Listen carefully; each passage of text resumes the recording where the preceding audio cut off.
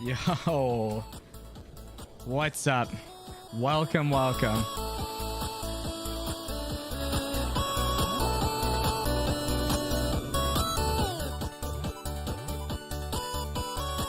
welcome.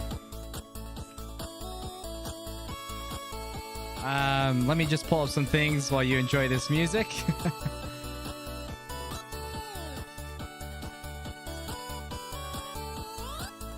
Let's see. Oh, I'm...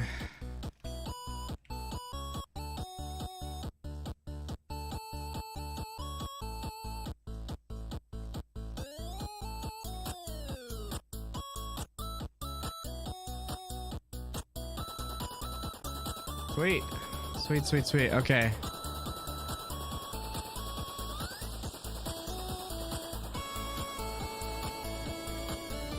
What is happening to my guns up?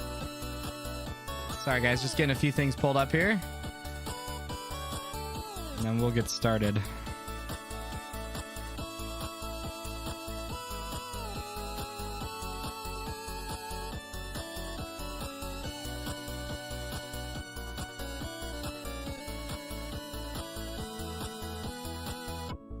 All right, welcome. 3 down blondes. What's up, Brock? How are you, buddy? How's your field? How's life? So it doesn't look like there's any field activity for RMPL, so I apologize for whoever wanted to see that layout in particular, but welcome. Thanks everybody for being here. A couple things at the top of the hour. I don't have an ETA on my newest video because I'm already like 2,000 words in and I'm not even close. So hopefully it'll be out sometime next week.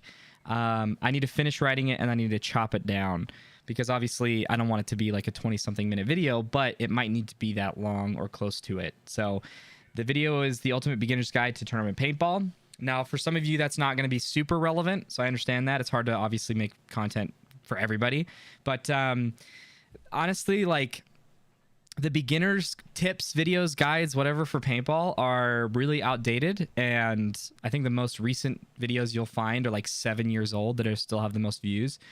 So there's just not a lot of current talk about that. And so a lot of what I'm talking about is like well before you even play your first game, like here's what you need to know. We talk about like the rules of paintball, the different formats, penalties. We talk about logistics and travel, actually at the event, how do you prep, when do you pick up paint, when do you start potting, stuff like that. So obviously like it increases further and further in its complexity, and I don't want it to be like this massive compendium in one video because nobody's going to want to watch that, but I am doing my best to get it out, but hopefully the stream content is sufficient for now while I try to get that out. And then after that, I've got a ton of stuff I got to do, but I'm excited for it. I'm going to start talking about, I'm going to do an intermediate and advanced or expert guide. I'm not sure what I'm going to title it, but I'll do a beginner's guide and then an advanced guide and so on and so forth. But I probably move on to doing a snake guide, a Dorito guide, and like a center guide, which is a bit of the same, which is pretty similar to like obviously my front, mid, and back player positions, but I want to talk more specifically about those locations on the field. And so I think that'll be pretty fun. And I'm also going to try and provide more like documentation on the Discord server. So if you're not on the Discord server, you absolutely should join that, because I'm going to share more breakouts, more like not philosophy of paintball, but I guess theory of paintball and like how to draft and formulate game plans and stuff. We'll talk more about that because I have a little drawing pad and I can use that now. So that's pretty exciting. And then the last thing is, if you guys really enjoy the channel and you're already subscribed, if you're not subscribed, you should subscribe. And if you're already subscribed, you've been here for a while, consider becoming a member, which I think is like $3 a month. It's pretty cheap, but obviously I understand like money's really weird right now with inflation and stuff. But consider doing that because it helps me out a lot and it'll let me focus more of my time and attention on this stuff. So anyway, with that out of the way, what we're going to do today is we're going to talk about the CXPL layout. Now, I realize like not everybody's going to play this layout, but every time I do a layout review, hey, Brock, I'm pretty sure you were a Twitch subscriber as well. So thanks, buddy. I really appreciate you, man. I really do. Local Field is putting this layout up this weekend for fun. Never had a bad idea to review basics. Grow paintball, y'all. Absolutely. I agree with you 100%. It's slow, man. Summers here are pretty brutal. Hey, all about to head to bed. Just wanted to stop in and say hi. Hey, Ponage PB, thanks, man. I appreciate it. Hope you have a good night's sleep, man. I was, no problem. Thanks, buddy. I mean, obviously I still stream over in Twitch, and if you have a Twitch Prime, consider giving me a Twitch Prime sub over at twitch.tv/ZeekandHD. But these layout reviews are intended to be broad, so I mean they'll be specific to the layout, but then we'll get broader as we talk about the layout. After that, I'm hoping to spend maybe 30 minutes at most on the layout review. I don't want to get too bogged down. I spend an hour on like NXL layouts because a lot of people are going to watch those, but I'll spend about 30 minutes on that, and then we're going to move into like mindset and the mental game of paintball, because I've gotten a lot of questions. I'm sure many of you guys are here for this, but I've gotten a lot of questions on my Discord server about how to like manage essentially the mental game, like even before you play your first point, or in the middle of a match, or like in the middle of a series, or in the middle of a point. Like there's different tiers of how to manage your mental game, and so we're going to talk about that.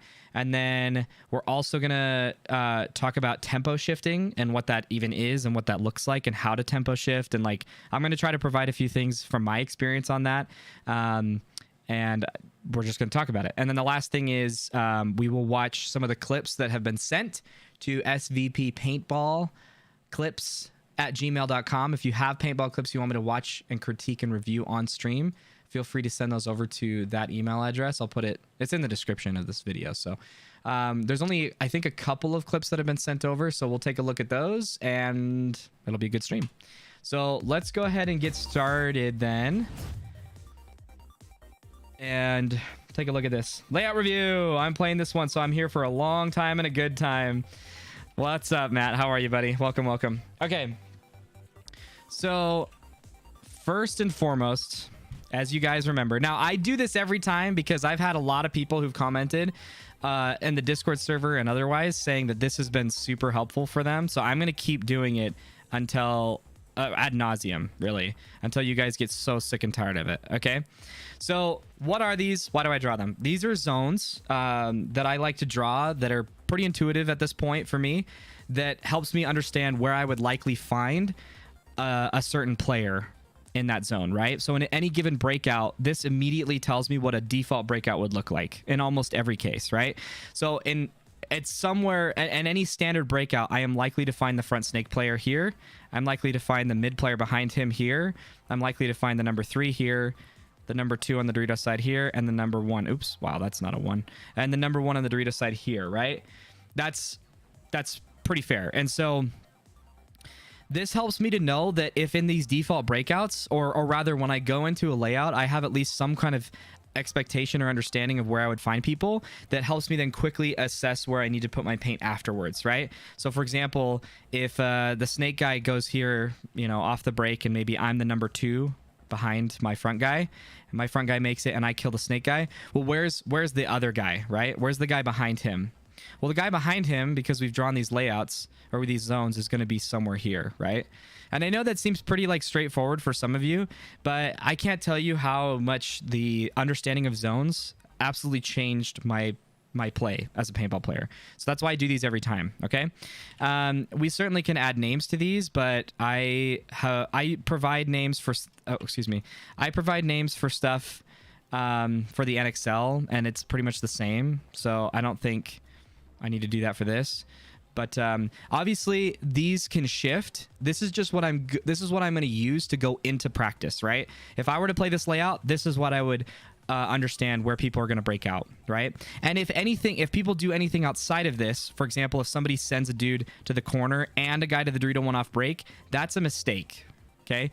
Almost always that's a mistake, because the two people are running through the same lane, right? If the home guy decided to shoot this way, or whoever could see that, if they were shooting that way towards these people, they're both running through the same lane at the same time, and it's super dangerous. So we can also use this to help us understand and assess like mistakes that people make. In any case, the widest zone on the snake side is Arizona, or some people call it Charger, and then the inset where the number 2 would likely be is called Oklahoma. The home center lane is called Texas. From there, it's Nevada, and then the widest on Dorito is Iowa. Now that's just what AC Dallas Diesel, that camp out of Texas, taught us, and I'm sure that's changed.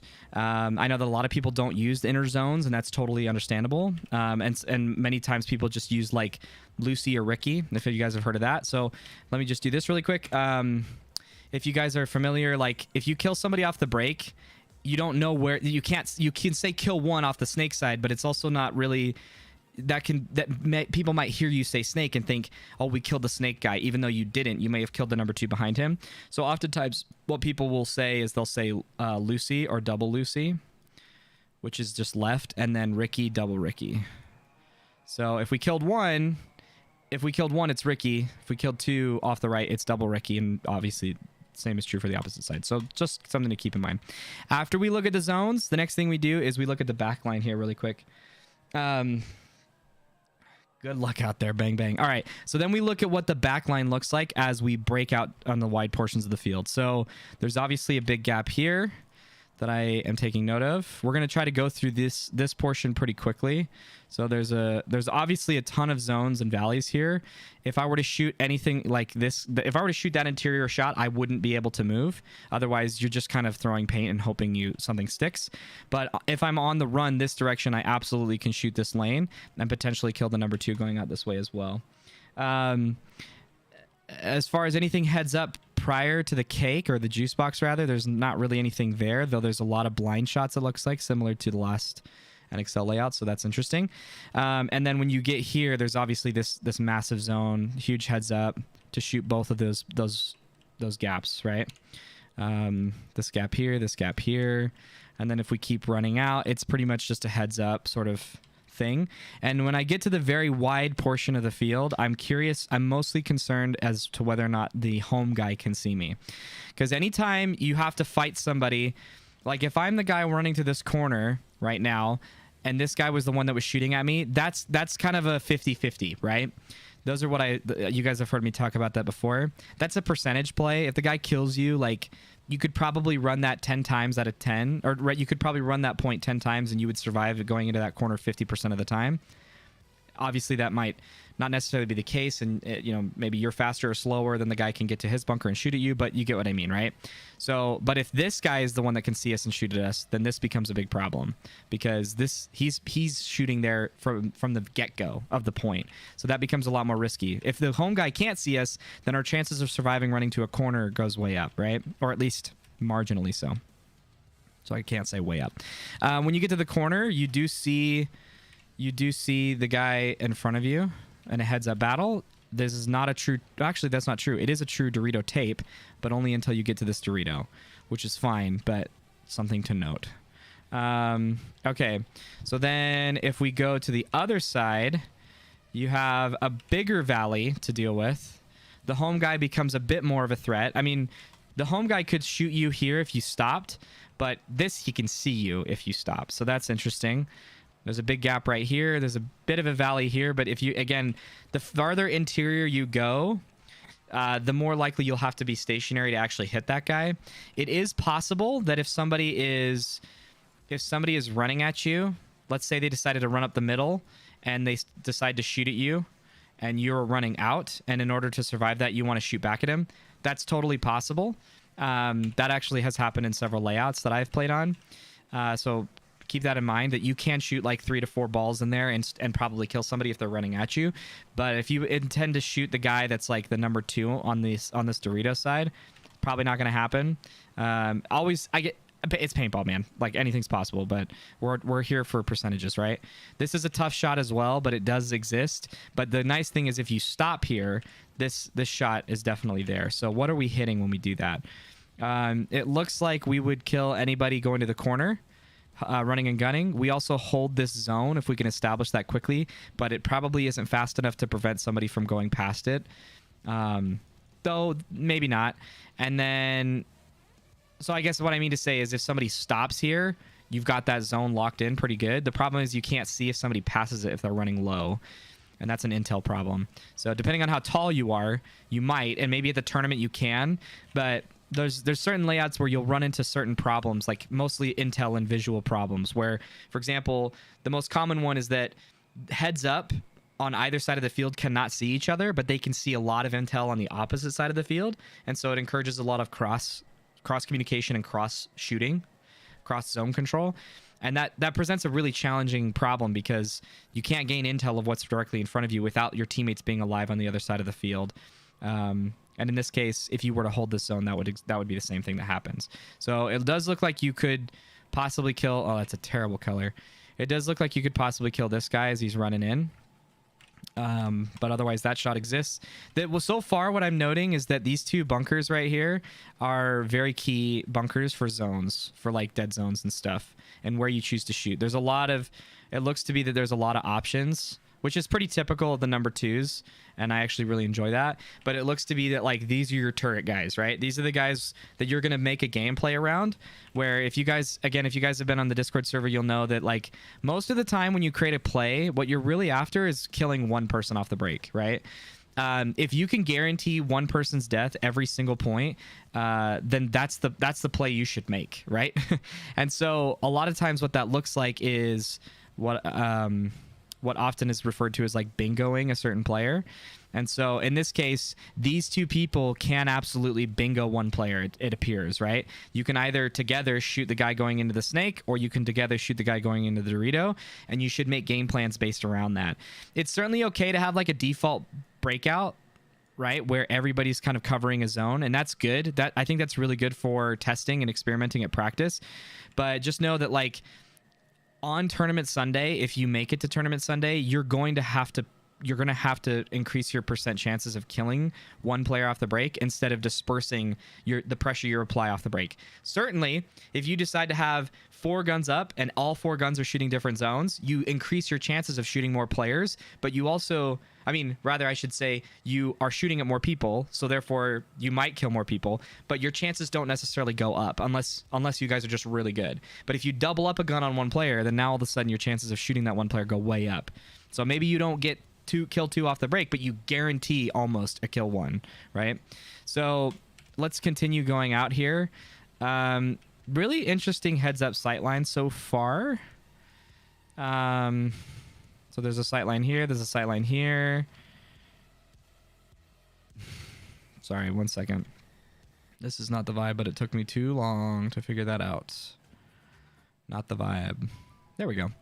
So it seems that the home guy can't see you directly, but there's absolutely a lane that they could shoot in this valley right here that could kill you.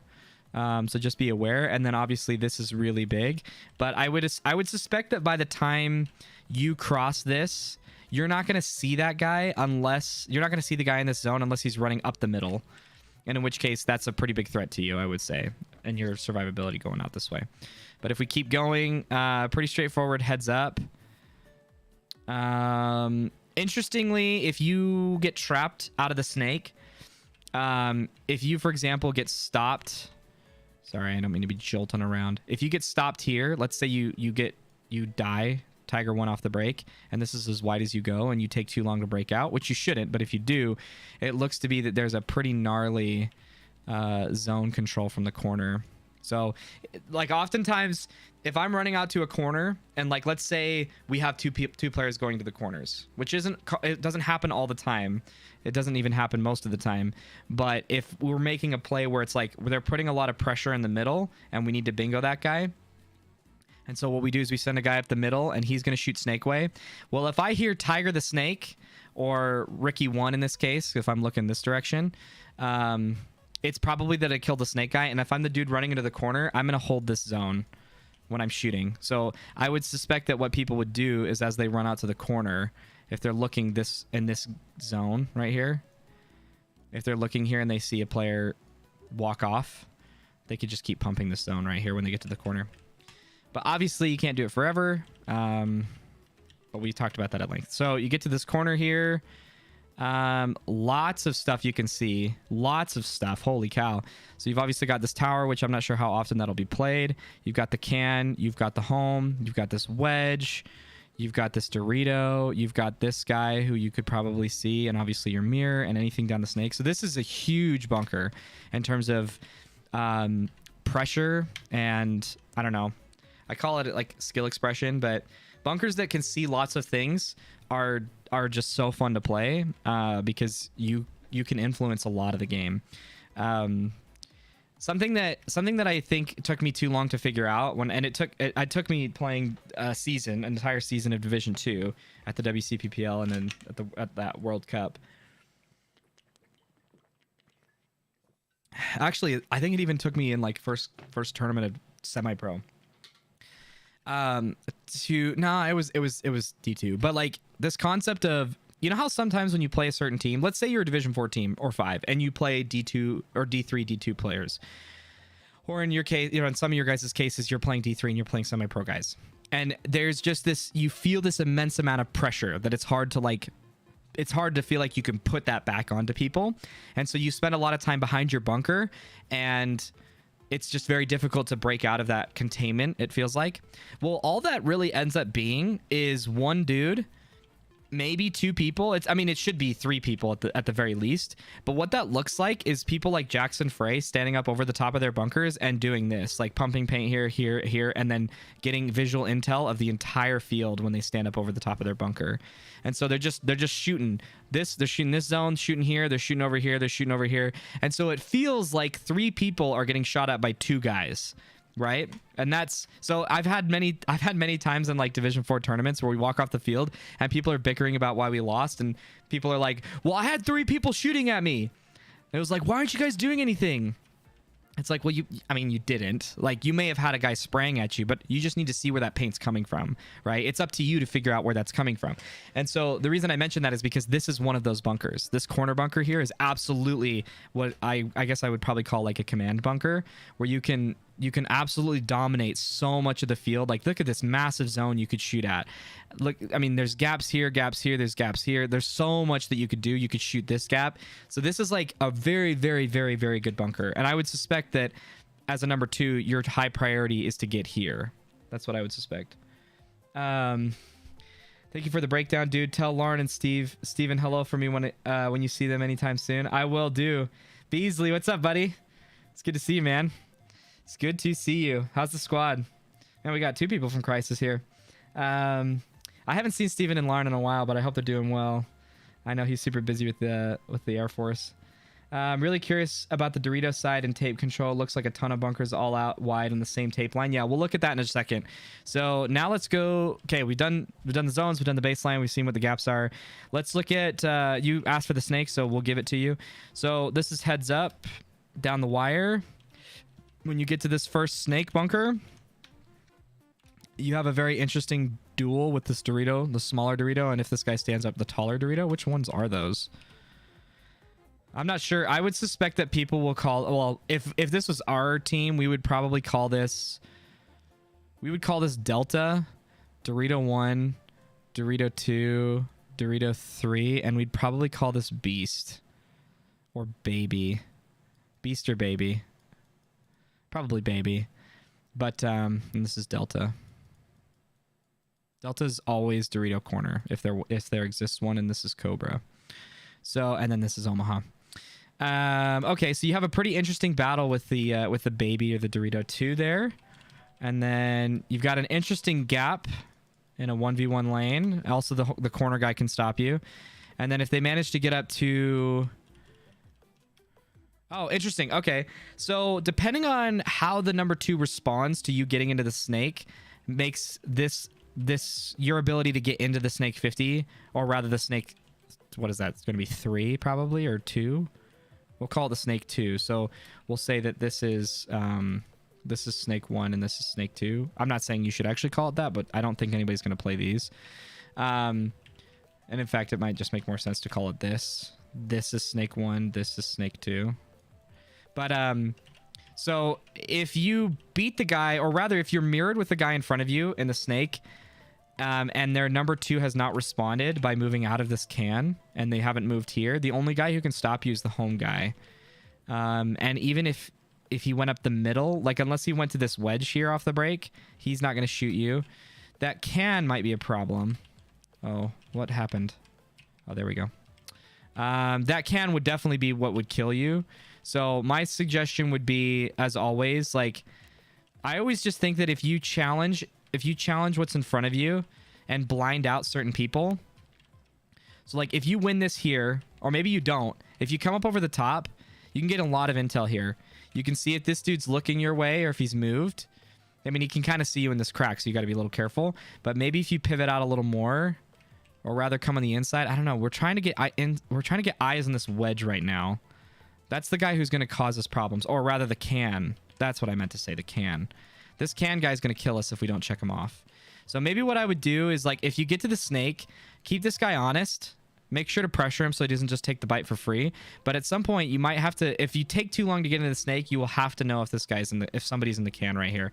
But otherwise, the reason why I'm trying to figure this out is because as soon as there are certain bumps you can make where you don't have to check off anything. And this is almost one of those, right? You shoot this guy, as long as there's not a dude in this tower, you're pretty good to go. And there's probably not going to be a guy in this can in the first 5 seconds of the point. But first 10 seconds of the point, there very well may be a guy there. So tell him how you really feel, Matt. That small cake in front of the S1 looks like a bounce into S1, either from home or S1 tower. Yeah, actually, that's a really good point. We will look at bounces after. I want to try to... Wow, I guess I haven't been doing this for 30 minutes quite yet. But yeah, anytime that there's bunkers like really close to the snake beams, this spot right here is always a spot that people just shoot at and pressure. So I would suspect that you don't want to stay here because survivability is pretty rough. But it doesn't look like it's going to be too hard to get into here. And once you get here, you can certainly get like a pack shot that just bounces. But like this is a lot farther than the other one. And so you appear to be a little bit safer in this scenario. So from here, you obviously have, I believe that's the Dorito 1. Yeah, that's the Dorito 1. So you have the Dorito 1, you have the can that was a problem before, you have this wedge now that you can see, and you can see this gap if you just stand up where you're at.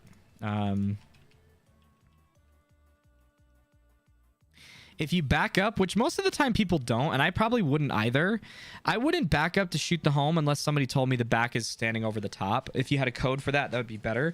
Or if you heard the back was wrapping. Like, there's a lot of times where if I'm playing in the snake and I hear some kind of crazy call that, like, the back is like floating off his bunker, then oftentimes I'll stand up and shoot at him like this because it's unexpected. So as long as I'm controlling what's in front of me right here, I usually can stand up over the top and get an easy tiger right here.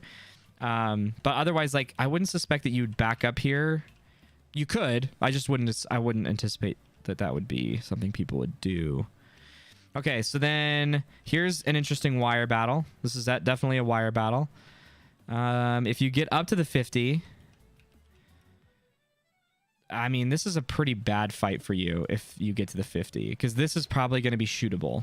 I would suspect that if this guy was in this tower and you got here, he could kill you by shooting this gap really hard. And so you'd have to like tuck in really close, which if there's a guy in the snake, then it makes you really susceptible to being run down. So otherwise, if that isn't a problem, you kill the Omaha right here. Kill the Dorito almost guaranteed. This wedge is definitely dead if he's not looking at you. But like, I mean, I always say that, like, I've found that there are definitely layouts where I say, like, this bunker kind of sucks, and then everybody plays it, and so it's like, I mean, it's paintball, man. Anything's possible. The way that people play layouts is always different than what people think they will at layout review time. But I would suspect that this bunker is not super great unless you needed to kill the Omaha. If you heard Omaha or you heard like Dorito 3, this would be a great bunker to get to try and kill those guys. But I think that if there's a guy in this tower right here, you're way safer to stay here. Because if you go up here and there's a guy in the snake, you've essentially put yourself in a bad spot. Whereas if you stay back here, you're protecting yourself while still applying pressure to the Dorito side. Because what you don't want is to get here and then just get hounded from both sides of your bunker. Otherwise, it looks to be that if the snake side's clear, you're pretty much golden unless this guy responds to his teammate dying by going here, which I actually don't anticipate that a lot of people will go up the middle on the snake side. I don't suspect that people will go this way because this bunker is just so good. But certainly even then, like, if this guy dies off the break going into the snake and this guy was here, I really think he's just going to try and get to the corner. I think if he were to go here, that would be a really bad play because he's probably going to get pressured from somewhere on the Dorito side. So it might just be pretty straightforward. Just get to the snake 50, If you're the number 2 behind your snake guy, get to this corner. The challenge will be that if you got a guy in the snake 50 and you're back here, you can certainly do a lot. But if you lose that guy in the snake, you have a lot of ground to catch up. You have a lot of ground to take back. There's some layouts that allow for this, but like, and I've said this before, you don't want to be too far away from your front guy as a number 2, because if he dies at the 50 and you're all the way back in the corner, especially when that's like a command bunker where you can see so much, it also means you can get shot at by a lot of people, which means that you just lost so much ground. You lost all of this because you weren't close to him. And so like, I don't know if being here would be better. I mean, it's not really. You can't get into the snake if you're here, but you can get a guy into the corner if you're here because you're drawing guns close. You're drawing guns close, freeing up this entire zone right here for you to run. So just depends on what happens, but we don't need to go down that rabbit hole. All right, let me take a break for just a second. I'll tell you too, me and Ian are going to kiss at that prick. All right. So let's look at the, we'll look at some of the more, we'll look at the snake side all the way before I call it quits. Okay, so we established that there's a pretty good gap, or an okay-ish gap, I should say, right here. If you play this zone, I mean, you could shoot somebody taking a deep run here, but it's just, I don't know if that's a good idea, but you certainly could do that. Make sure you buy him dinner first. It's gonna be classy. So that's one option, but really it looks to be that your best chances of shooting somebody would actually be like here.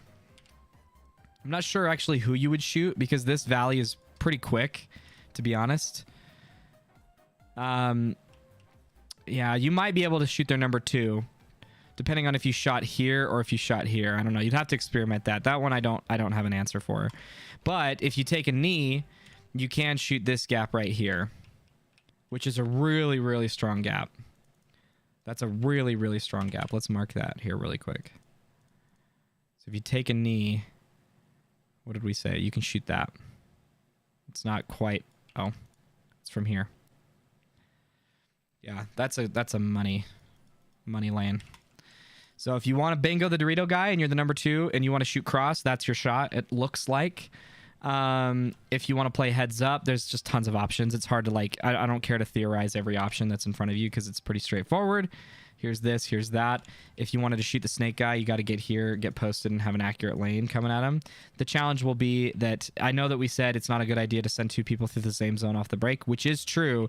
But if their front guy decides to go to the corner and not the snake, that is a different lane, at least effectively, right? In many cases, players will like spray up and down when they're shooting for one guy and they're not quite sure where they're going. But hopefully you can scout like your teams and figure out, do they like to go to the corner more, the snake more, or do they just change it up every time? But your survivability as a front player will depend on whether or not you choose to go to the corner the snake one. Otherwise, filtering up the middle seems also pretty straightforward. So if, for example, their number 2 decides to go to the corner, let's say the number 2 beats you to this bunker or beats you to the corner as this guy right here. The only person who's going to realistically stop you in any sort of competent team is going to be the middle. The home guy could possibly see you, but it's a really easy checkoff. The farther Dorito side middle is not as easy of a checkoff. So if you see this guy run and you didn't kill him, even if you did, you shoot at him. As soon as he crosses that gap, you need to look to probably either match him in the corner or go up here. And in which case, I guess, yeah, you've got a lot of people that could kill you on your way there. You got quite a few people who could kill you, so maybe that's not going to be a good idea.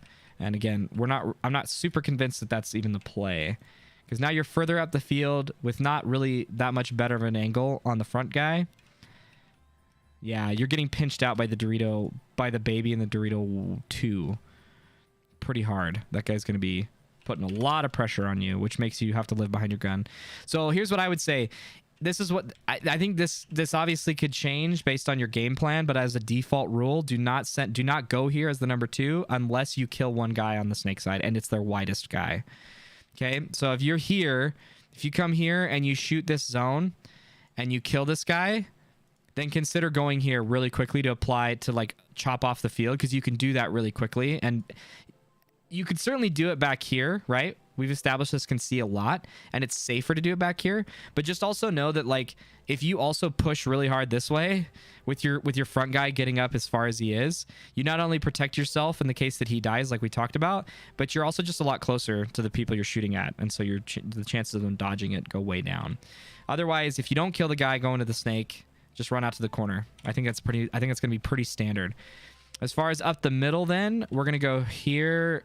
That's a pretty decent gap. So the number 2 has another option, in which case, actually, that's interesting.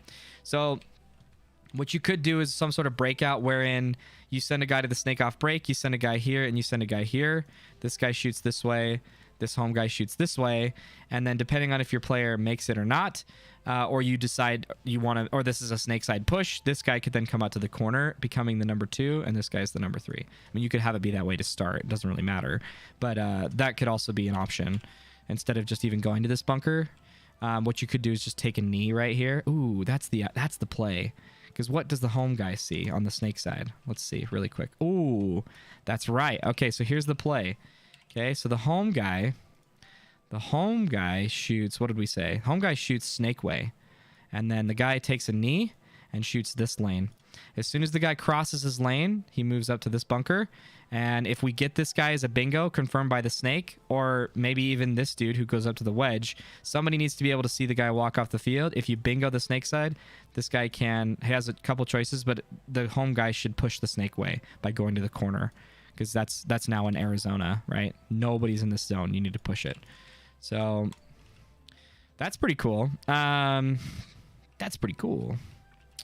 So up the middle, there's lots of shots to your mirror, which is always really fun. I actually find layouts like this to be really satisfying, because as you line up at the start box, this is the ultimate way to, like, intel, right? Where are they lining up? 32, 23.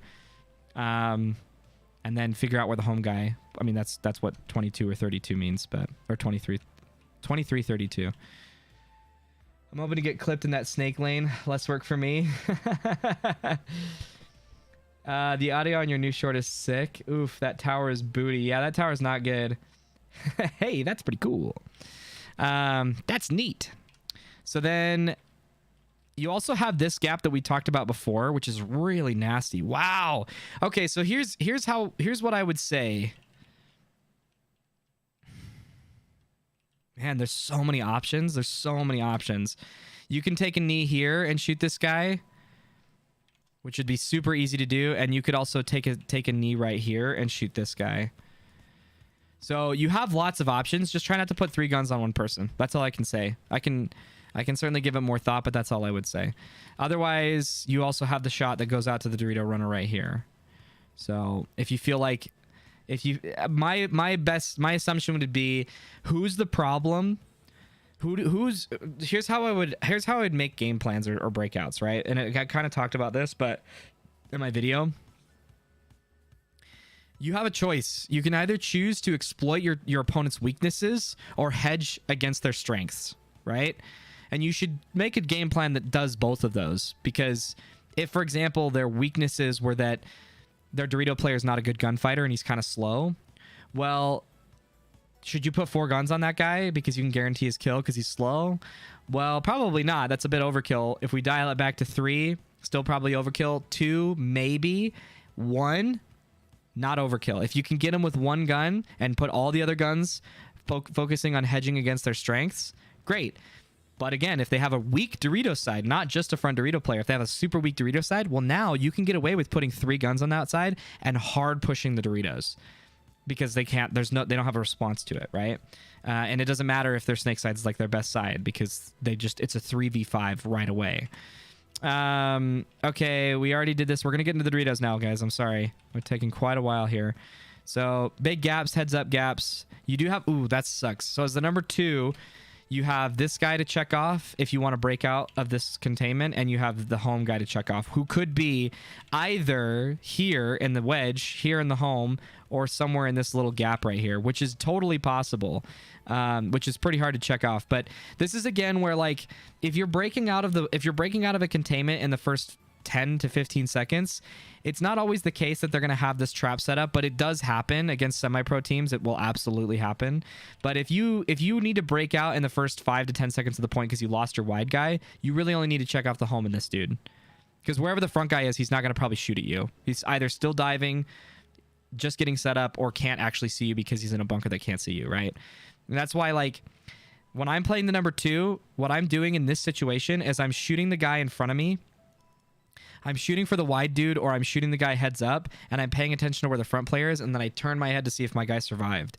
If he survived, I'm good to chill. If he didn't, I gotta go. Okay, get out to the corner. Kind of a cool inside route. So if they decide, if they're matching you a lot in this bunker, then maybe what you can do is you can send a dude here and here off the break, and then as soon as you get here, you can blind to get to this bunker, no problem. Because the front guy is not going to be a problem, really. Like, he's not going to shoot you in this Dorito, from that Dorito. You can just get low enough to block both of those guys out and then get up here. And boom, now you're in the Dorito 1. Playing heads up. You've got this battle, which is pretty interesting. And then a huge gap to get out wide, which that's going to be the fight, right? The home guy cannot see you. He can shoot a gap, but he can't see you, which means you can't see him. So that sucks. However, you can see if he's shooting paint your way. So if you see paint, you just got to keep your eyes up. As you shoot this guy in front of you, pay attention to see if the home guy's looking your way, right? If the home guy is looking your way, you are fighting very likely a 2v3. Because the guy in the number 2 is still somewhere right here. And then you've got this guy heads up, which means you can chill. Just chill. Don't get yourself in a bad spot. Wait to get help. Tell your home guy or your number 2, hey, this is what's stopping me. The home guy's just shooting my way. Because what does that do? When you tell your home guy, hey, if I'm the front player, front Dorito, and I say, hey, the home's on me. The home's looking my way. Well, what does that tell me? That tells me that I very likely have 3 guns looking at me, and I just need to chill and wait for my dude to open up some kind of play up the middle. And he can either match it with a 3v3, or he can exploit it, right? Where he can go, okay, cool. Well, I'm going to go here, and we're going to bully the crap out of their snake guy then with 3 guns. And if we kill that guy, then all of a sudden we flip the field. Oops, that's not an arrow. All of a sudden we flip the field, right? And so that's up to the discretion of the number 3. And certainly if the point has developed at all, that you can make decisions based on that, right? In the case where if you make that call, hey, the home's looking my way, Tiger the Snake, this home guy should absolutely push the snake way, and you have to stay alive as the front Dorito player. If nothing has happened and it's a 5-on-5, well, now all of a sudden it's probably that he should match the pressure in some way to help alleviate it. But it also depends on if you went into that point knowing we're going to push the snake side or we're going to push the Dorito side. So that kind of also gives you priority, because sometimes you're not going to know which side you should push. You don't have enough information to know for sure if that's going to actually pay out. You just have to make it work. So with all those take a knee opportunities, maybe have someone shooting back at home. Yes, absolutely. So here's the way to treat that, guys. Anytime I say, hey, look at these cool zones where you can take a knee, every single home and number 2 player should take note of that. It is very likely that good players and teams will absolutely use these gaps to shoot at the front players, because it's a very obvious gap and zone. So you need to figure out what it is that you can do to stop that. The common stop to that is to shoot back at those guys as you run out, but it's obviously going to be harder for you to do that against a person who's kneeling, right? So then what's the other option? Well, the other alternative is to have the home guy shoot that way, right? Because we've established that, like, the snake side lane is good, it's there, and the Dorito side lane is good, it's there, but it's almost better in some of these other cases, right? I would say that this is a better lane, even though it's probably less safe than this lane is. I mean, they're both, actually, that's not even true. The snake side's pretty wide open, or the Dorito side, excuse me. So there's obviously, like, if this guy's kneeling really low, it's going to be hard to shoot him here. But this guy is definitely killable. This guy right here, if he kneels down, is definitely killable. Well, okay, we can't see this dude when he's kneeling and shooting our Dorito or snake side. So how can we stop that? Well, how can we punish that, rather? Well, if you run up the same zone that he's taking a knee and you get up here, because who is this going to be? This is going to be the number 2 on the Dorito side, very likely. And he's taking his time shooting. As long as you try to do your best to survive the breakout and you sprint up the middle while he's doing that, well, when you get here, depending on where the Dorito guy is, all of a sudden you can chop off a zone. You can prevent this guy from even breaking out. And what that can look like is, here's a little tip for you. Sorry, I don't mean to keep swapping. If the Dorito guy runs and gets to this Dorito 1, you have a pretty good blind to actually get to their Dorito wedge in the first 5 seconds of the point. There's very likely not going to be anybody looking at you unless they played this gap and then filled out to the corner later and were shooting. That's how you'll die, right? But if they ran to the corner off break, or they ended up playing this bunker in particular, you actually have a really solid push right away. If you go here and you pay attention, you're either shooting at the Dorito guy and you kill him, or you miss him, you actually can go up here right away. I know it seems kind of crazy, but you will absolutely win a point at practice if you do this, and people will have to learn how to adjust to it. But if you push up here right away and then come in on the inside of the bunker, first of all, nobody's going to expect this. Nobody's going to expect this, but you have all of these gaps now all of a sudden. Super, super, super surprising. You'll probably kill the guy that's kneeling here. If you decide to play it safer and play out on the outside right here, you have a bait that, as long as you just don't touch the bunker and you're sure nobody saw you, you can absolutely bait this. Otherwise, you can't really wrap anymore unless you know the Dorito guy's shooting. It's just not really safe. But there's a point. So in World Cup 2019, when we played against Padres in Division 2, that's what I did as the home guy. Like, as soon as I knew that the number 2 on the Dorito side was pulling up short, or really any side for that matter, if you guys remember that World Cup layout, oftentimes the snake side, what they would do is they would pull up short on the snake. They would go to that snake 1 and then they shoot cross of the Doritos. But the angle was such that it gave me the entire middle for free. And so as soon as they did that, I would push up the middle and I would hold the zone, which ended up becoming like the meta, right? When you watch Sunday Pro Paintball, that's what everybody was doing. And so then the snake guys had to start shooting at that dude. But like, in prelims, nobody was really doing that. And so I was pushing up the middle and I was waiting for their snake guy. And sure enough, after he shot his lane for 30 seconds at most, he'd play heads up, win his heads up battle, and then try to take the bite, and I was just there to chop him up. As soon as I chop him up, I'm trying to lock off this entire zone from the number 2. I'm trying to find where that number 2 guy is and bully the crap out of him, and then wrap really hard and close out the point. In fact, that actually reminds me, there was a point we had to win a fast point. I believe we tied... No, we lost to Padres in a really disappointing loss. It was like 3-2, or maybe we tied them. I can't remember. But there was, in that one tournament, we pulled off a 2 versus 5 with Brandon and I, and we also scored an under 30-second point because I ran down doing that exact play and shot 4 players. And I think those are the only 2 points that we won. But again, maybe I'm wrong on the scoring on that. You could definitely look it up in PBL and tell me. But anyway. How do you feel about playing a can? I'm a D5 player and have heard conflicting arguments about playing a can just in general. Cans are really hard to play, man. But you don't have choices sometimes in whether or not you play it, right? Sometimes the bunker's just so good where it's at, you have to play behind it. But the can bunker specifically will exploit people's poor form more than most bunkers will. So that's just something to note.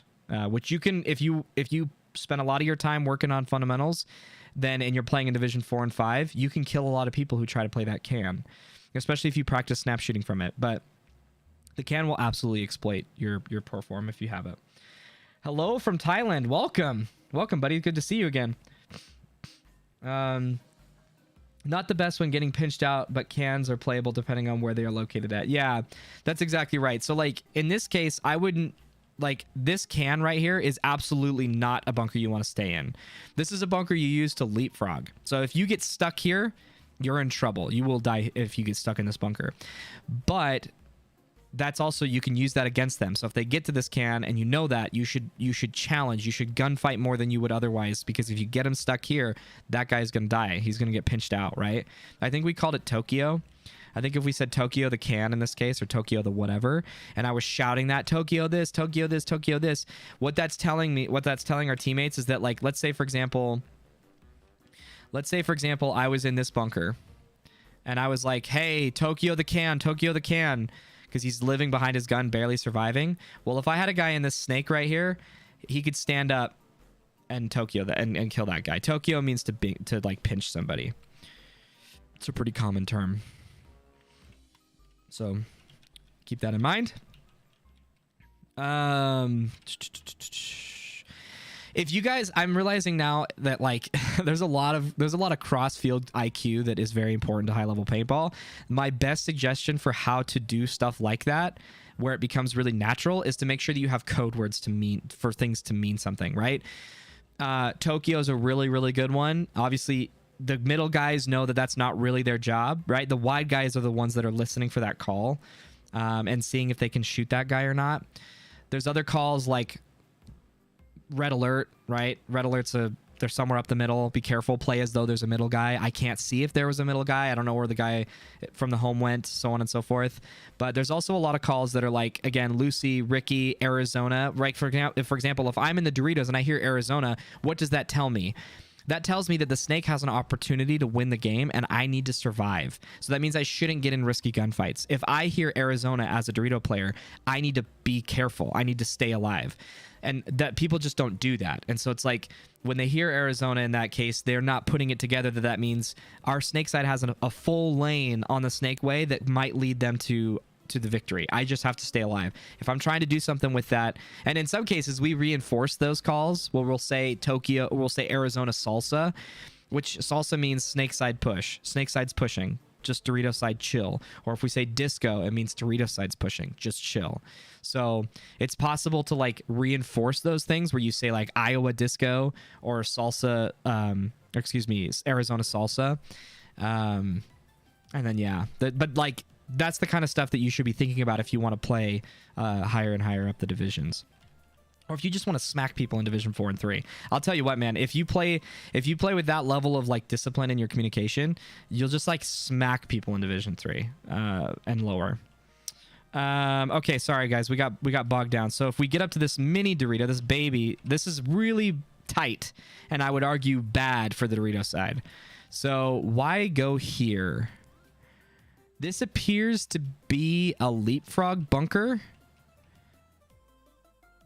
This is not great. This appears to be a bunker that you would get to. I mean, I'm not going to spend too much more time in this layout because I said I wasn't going to be an hour. So I would assume that this bunker is where you go to chop off the Dorito side, because you already got a Tiger out of that side. So for example, if we get Tiger 1 as the front Dorito player, there's an opportunity for you to come up to here and stay low and hold this zone by just dumping a bunch of paint, and the guy behind you. So like, let's say you were here and there's a guy here behind you and you get Tiger 1. It might be that you come here. I'm not saying that this is the case, but I'm just saying it could be that you go here and then this guy comes behind you and then becomes the number 1.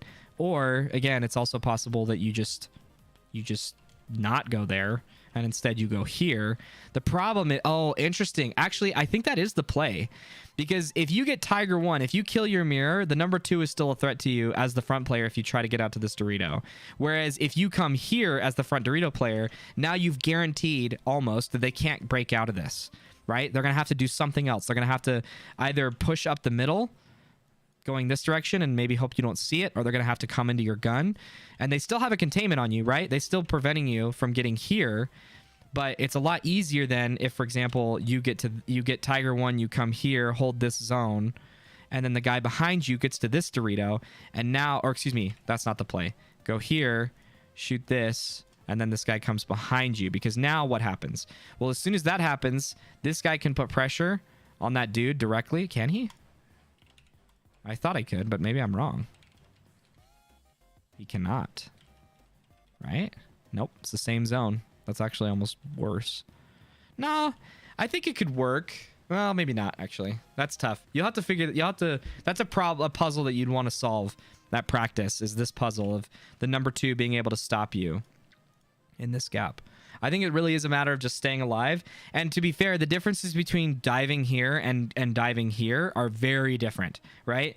It's very, very much so different to run out wide and use this blind, because that's so much farther to shoot at you than it is to shoot at you here. So that might be the puzzle to break out of that. It's just, if you're here, matched up, Tiger 1, and you're here, go here, shoot this gap, contain the zone, take the wide route to get here. That's probably what I would say. Okay, I'll read chat in a second. Sorry, just want to get through this. Wedge is a problem. Be aware of that. Obviously, your heads up is always a problem if he's still alive. But in the case where he's not, you're the number 2 guy. As long as somebody's watching him, this is free reign, man. You just have to check off the wedge. I don't think the can guy is going to be a problem. This is a situation in which that can guy is hurting. So, and even more so, this guy is dead. That guy is so dead. And this guy would definitely be dead too. So if you get here and you don't have a guy wide, wrap here, look, check it off, get here. As soon as you get here, now it's kind of an awkward gunfight, but kill this dude if he's still stuck there. And then it's just run through, kill everybody. Okay. Middle stuff is pretty straightforward, I would think. You got a really, really good gap. Really, really good gap that I would suspect. If you can hold them at the wing, this is probably where people will go up the middle, is to hold this gap. This is super brutal. And it's because it's so wide. It's such a wide wrap for the snake guy to check that off that it's almost impossible. You have to, if after the first 15 seconds, let's say, actually it's even sooner than that. Within 10 seconds of the point, if you haven't gotten out of here, you have to be worried about this guy. Okay? Which means you need to know, hey, where's the middle guy? If you hear he's at the home, it's probably not the case that there's a dude here. It's definitely possible, but that's where you need to piece together as a snake guy. Did I hear? We call this, if this was our layout, we would call this Delta 1, 2, 3 Cobra. And if I had heard as a snake 1 guy, if I heard the 2, the 1, the Delta, well, now I know there's not a guy here. The 2, the 1, the Delta, that means this is where they're at. The 3 guys that are on the side of the field. If I heard the 2 and the Dorito 1, or excuse me, the 1, the Dorito 1, and I didn't hear, and nobody knows where the middle guy is, this guy is probably here or somewhere in this middle. So you got to be careful. Okay. Questions, comments, concerns, whatever, before we move on. I know there's probably a lot more that people want me to talk about with this layout, but I do have other things I want to talk about. So let's see if we can wrap this part up. Thank you so much. I appreciate the answer. My mind has always told me there is less surface area to play. Which I don't think you're wrong. It's just a matter of angles, right? It's a matter of perspective. The wider up the field they go, the less protected you are in a can as opposed to other bunkers because of the angles, naturally. Do you have a call that tells your players to shoot someone and then go back to their zone? That's a good question. I'm trying to think if we do, because I think we do. It's either... Oh man, I don't remember it now.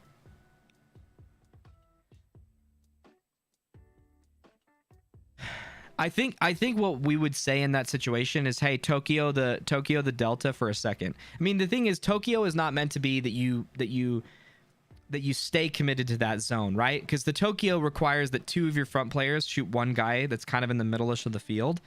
And that means that for as long as those wide guys are not shooting the heads up dude or trying to make forward progress, that is as long as your mirror has a chance to slip past, to like gunfight your number 2 to get him to flinch and go. Or for, you know, if you make a mistake where you say Tokyo on a dude and you don't have anybody holding the zone that's in front of you, well, if you do decide to shoot that, you could probably get away with it for just a few balls, but you'd have to go right back to what you were doing. So Tokyo is generally not something that you're like staying dead. You don't use Tokyo to shoot a zone that's cross field and that's it, right? Tokyo isn't a shift focus. It's just hey, just bully this guy, shoot at him for 10 balls and then go back to what you were doing, because you should be able to kill him in that time. If both people dedicate 10 seconds, well, not even 10, 5 seconds of their time to shoot at 1 guy in a bad spot, you can probably kill him in that time, or you need to give up, right? For example, shoot say the snake corner that's keeping your 2 in, but then after you put them in, they should go back to the D side zone.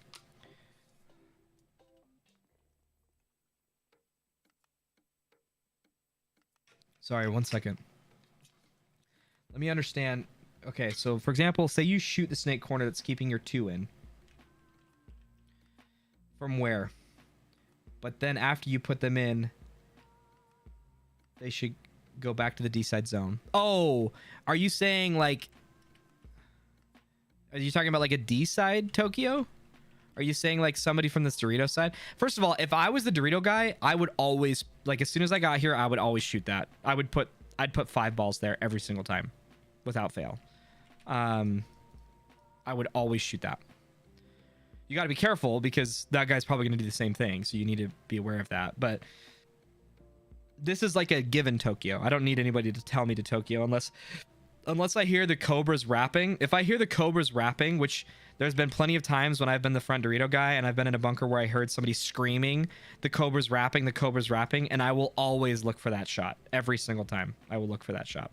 It doesn't have to be a Tokyo in that case. It just has to be that somebody's shouting, the Cobras rapping on the inside. I mean, if they're rapping, it could be that they're rapping on the inside. It could be rapping on the outside. But in any case, I should see if I can kill them. I'm not sure I understand where you're saying the person is shooting at the Cobra. So if I can understand that, I can answer your question. That question was in reference to your Tokyo call. I'll hit you up in Discord. Ran into a situation at Philly and we didn't have a call. Okay, cool. Yeah, I'm sorry. I'm sorry I misunderstood. But yeah, hit me up in Discord and like if you can detail it better. Not better, sorry. I just misunderstood. Detail it for me and then I will answer that question for you. Okay, how are we doing? So we covered this. I know somebody wants me to look at the RMPL layout. I probably won't do that today because we're already an hour in and I want to talk about some other stuff here really quick. What's the best way to do this? Okay. Do you guys want to talk about tempo shifting? I got to stay up on this guns up layout if I'm going to do that. Do you guys want to talk about tempo shifting first or do you want to talk about the mental game first? Like some of the questions that I got, if I pull it up now, because we still have like 3 more things to do. We have mental game, tempo shifting, clips. Okay, mental game, tempo shifting, clips. So which do you guys... What we do next is probably what we'll spend more time doing. So I have questions like how to bounce back after being cut from your team. Talk about how important it is to get help. I can answer that question right now. How to bounce back from getting cut from your team. If you're talking about motivation, I think a progress mindset is like the #1 thing you should learn. If you have a progress mindset, being cut from your team won't be a big deal. It'll certainly be disappointing and it'll suck, but your ability to bounce back from it will be baked in your progress mindset, right? You'll look at that as an opportunity to learn and not something that it should discourage you from playing. And so, if you have any questions about progress mindset, you can ask me in the Discord, but it's pretty straightforward. It's what it sounds like. If you look at everything as an opportunity to learn, it's actually I mean, to be fair, that's actually an answer to almost all of the questions you guys asked me for this stream. So it says, best ways to get better and how to stay focused. So the question I asked, what do you mean by staying focused? And he said, when you're close to losing a point and your team is like falling apart. So first of all, to answer that question very briefly, it's very important to as best as you can, weed out the people that do not have the same mindset as you do. If you're the captain of the team, you have more control over that. But I'm not the captain of our team. I've been with Bro Army for like 3 years now, and I'm pretty close to Terry and Al, the owners of the team, and so they value my opinion because I've been here long enough and I've given good criticism and feedback. So I can usually be pretty honest with them about a particular player on the team that's like just totally tanking everybody's mental. And that's just built because of trust and time, right? So if you certainly join a team and the first thing you want to talk about is like, hey, our team's falling apart and I think it's this guy's fault, it's probably not going to go well. But it's pretty easy to point that out at a tournament or after a point to be like, guys, we can talk about what went wrong after the point or after the series, but it is not the time to bicker and to complain and to tilt off the face of the earth mid-series. Like, you guys have to get your mental game together or this team is not going to go anywhere. And that's true. It's not like a threat. It just is what it is. You guys can keep spending a bunch of money and losing because of this mental mindset, or you can all sober up and realize that like it's just a game. You need to keep your cool when you're losing. It's a problem to be solved. That's the thing that I emphasize a lot when I play is if you view every point as a problem to be solved, you will keep your mindset in a healthy space. Whereas if you walk onto that field and you think to yourself, I need to prove to my teammates or the spectators or the other team that I am better than them or that I'm better than my teammates, X, Y, and Z, whatever, that will instantaneously set you up for failure. Because as soon as you tell yourself that, you believe that you deserve to win for some reason because you've just put more time, whatever.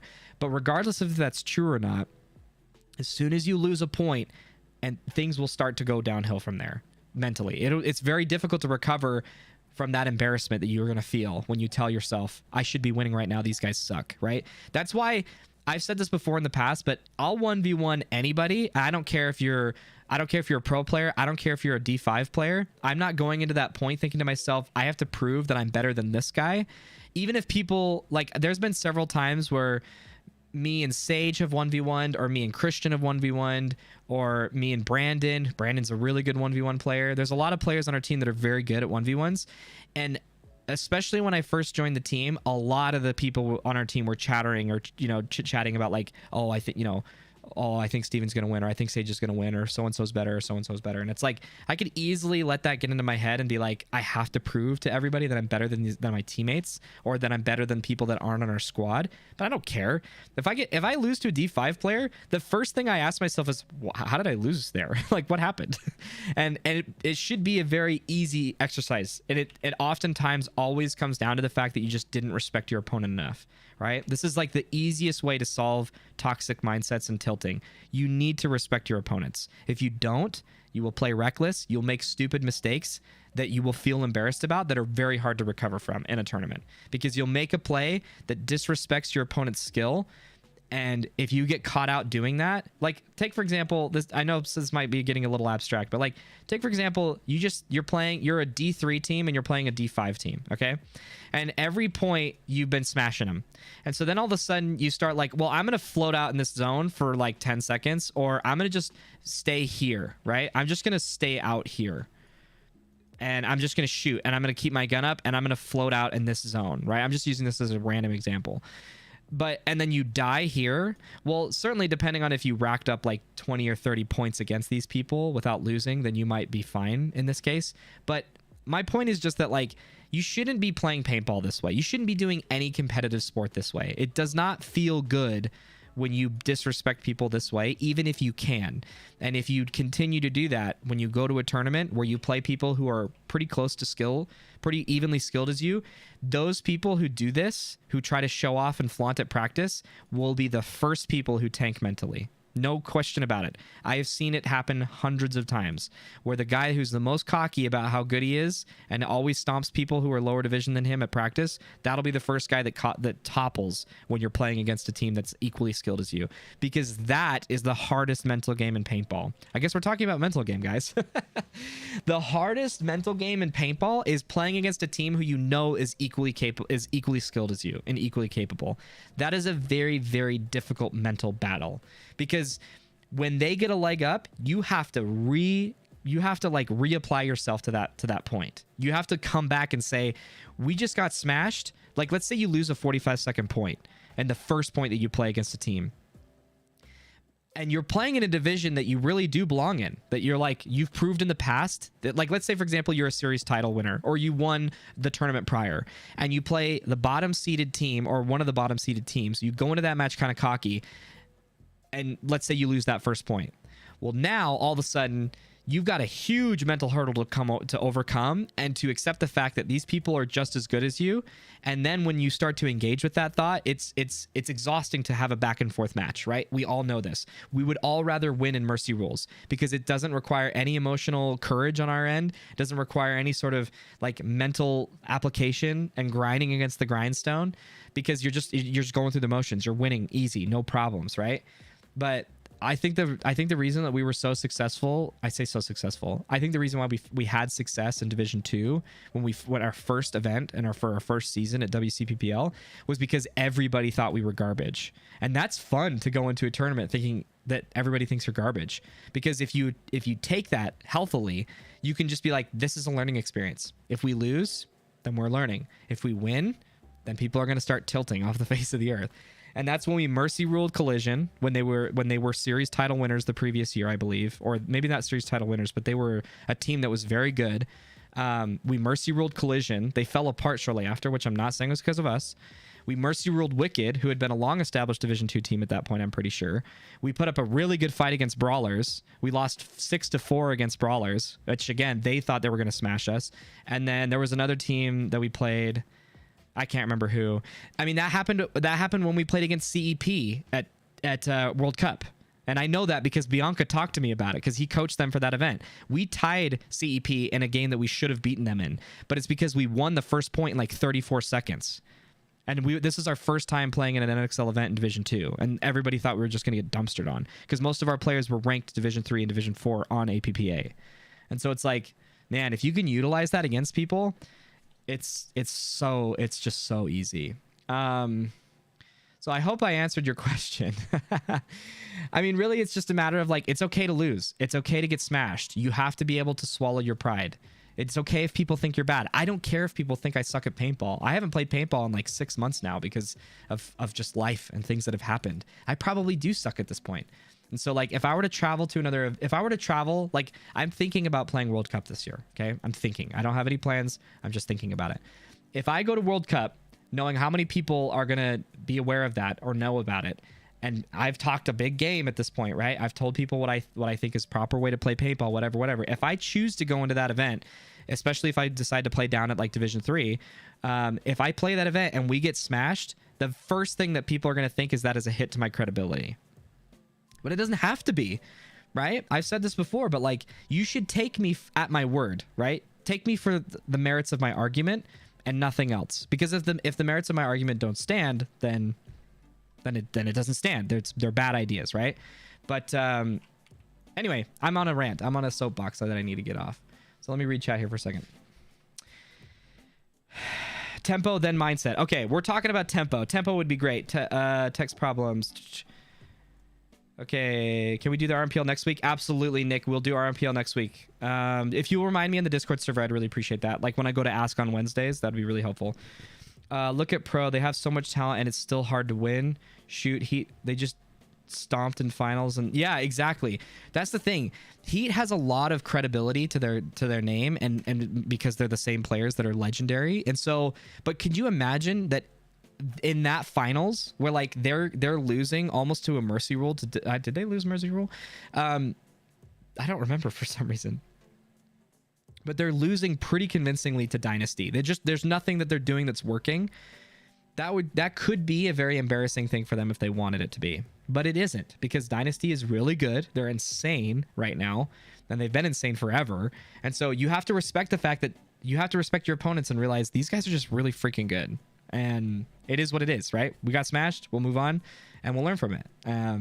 But it could be very easy for all of those players to be like, we used to be world champs. We used to we won 2 tournaments back to back, whatever, and so on and so forth. Got my second 3-man tournament this Sunday. Mad the Gym Rat went crazy with that. Oh, I'm him edit. Love you. Let's see. Love for you to share your POV on how to deal with dropping overall performance due to aging and getting older. This cannot be avoided, but sure, it sucks. I think it's just about managing expectations, man. It's about shifting your focus from trying to be pro to trying to enjoy yourself. Bro, my first tournament, every team thought that we were going to be total trash. Ended up going way farther than anyone thought, including myself. No problem, Matt. I watched that thing like 10 times and shared with everyone. Haha, bro, I'm going to be at World Cup. Let's go. Nice, buddy. Yeah, I'll be at World Cup. I'm hoping that, I'm not expecting, but I would be nice if they're going to do another like content creator meetup that I could be a part of that. But I'm really on the fence about whether or not I want to play versus if I want to coach, simply because like I just haven't put in the time this year to really feel like I could give an honest effort at World Cup. Like I could play and have fun, but it's a very expensive fun thing to do. Taking your ego out of your play will help you grow your play tremendously. Speaking from experience. Yes. Hey, I got a question. I watched the 2019 World Cup finals between Heat and Russian Legion, and I was extremely surprised by 2 things. Okay, I'm standing by, Eric. Come play D4. Lol, we have no D3, so you may squeeze in. I could. I would consider those offers. I don't have any issues playing D4. My only issue is that I want it to be a good experience, and the fastest way for it to not be a good experience is to join and play with random people who aren't connected or aren't getting connected. Like I enjoy paintball, even if we're losing. I enjoy playing paintball when we are connected on the field. And so that's the biggest challenge. Is like I've thought about guest playing. I would still consider it depending on if certain teams ask me to guest play, but it almost would require that I like fly out the 2 weekends before and play with them. And at that point, I'm spending a ton of money. You know what I mean? The layout looked way more old school than I thought for 2019. Seems way too recent to give off that vibe. I only got into paintball this year, so I didn't know. Oh, interesting. The 2019 World Cup layout. The one thing that wasn't old school, in my opinion, was how weird the snake was, because it was like a leapfrog. There wasn't any beams in it, except for when you got to the 50. Going to talk to Lone Wolf about getting a time slot for the content meet and greet for everyone. Awesome, Matt. Yeah, I mean, obviously, like, I'm not saying I would have a very big turnout, and I don't want to, obviously, I mean, I don't think I would embarrass myself by being at that table, but I do plan on having some kind of merch there, right? And my merch should be getting here in the next like 2 weeks or so. So I do plan to like have some merch if people want me to sign it. It's always weird to like think that that's a value that I would add, is like, let me sign something for you. It's like, who cares about my signature? But I still know, like, there's a lot of times so far, well, there's a lot of times at tournaments where people come up to me and they'll want to talk, but I'm in the middle of a point, and I feel bad because it's like, and they know they can't sit there and chat, but I know there's a lot of people who would like to just sit and chat about paintball. And so I think doing something like that that's part of the reason also why I'm not sure I'm going to play. But, and the fact that people in the comments were saying that Russian Legion was robbed due to being a non-American team. What do you think? I mean, no, we watched the replay. Russians absolutely got shot before they pressed the buzzer. It was a swing point. No questions about it. I was there too. So true. We lost most of our roster this year and had to rebuild that bond with the newer guys. Yeah, that's the thing. Like, I don't have a problem guest playing, but I would love to guest play for friends, with buddies, right? Like, there's some local teams here that I think would be fun to guest play with. Obviously, I would prefer to play with my team, but I also don't want to be a disappointment to them or disappointment to ourselves because we haven't practiced much. But anyway, movement. Oh, that was okay. Let me just rapid fire go through Discord really quick. I don't want to get too bogged down with some of this that I'm ranting about. You could go over some of the drills you work on to be tournament ready. Okay, Lock 2009. If you're on this YouTube live stream, the best live streams to look at for that are I have some earlier live streams that are just titled like Paintball IQ, where I talk about that. And actually, I may have talked about it in some layout reviews. Well, I think in the first like 2 or 3 layouts, I talk about the best thing you can do before a tournament is to make sure that you run the gauntlet on both sides. Okay, if you only have the time to run the gauntlet on one side of the field, which is the side you're playing on, then do it. But what I mean by that is you should absolutely have a bunch of targets set up where you should, those are the people that you would shoot at first from wherever it is that you're going to play. And so that when you snap out of your bunker, your first ball is accurate. If you can have the first ball be accurate on whatever bunker you want to shoot at, you are super tournament ready. But that's absolutely what you should practice.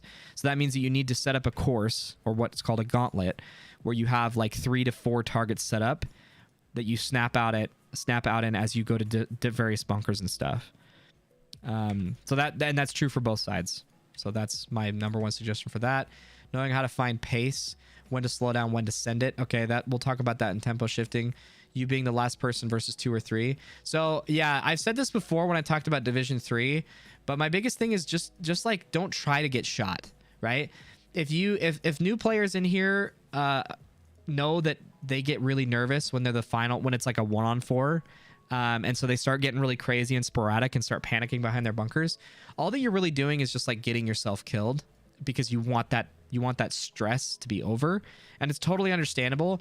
But the best thing you can do is to start working on start calming yourself by just picking one target to bully. Okay, I mean, you can't really bully in a 1v4, but like the best thing you can do is to just first start by like isolating the guy closest to you and then rapping afterwards. Okay, so if you're in a 1-on-2, or we'll just do 1-on-2. If you're a 1-on-2 and you're here and there's a guy here and here, the very first thing you should do when you recognize the situation is check off this guy and then rap for this dude. And then as soon as you do that, you switch. Then you contain the dude that you just rapped on to get him to flinch, and then you rap on this dude. And you go back and forth. Rap or shoot, rap, shoot, rap. That's like the easiest way to pull off a 1v2. I mean, obviously, good players it's going to be very hard to win a 1v2 in that situation, but not everybody is so connected that they will know what's going on. And a lot of times what'll happen is when you shoot this way, even for like 2 seconds, this guy will say, hey, he's on me.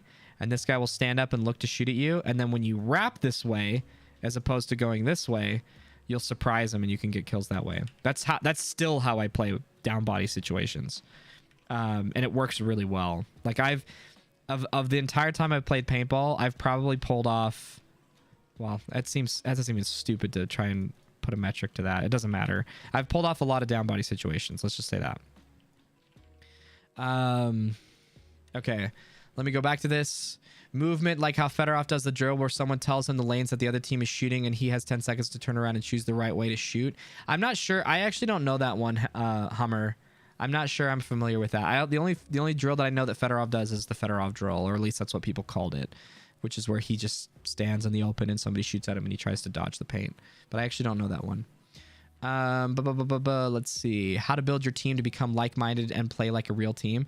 I mean, I think the biggest thing is to just become friends with the people you play with.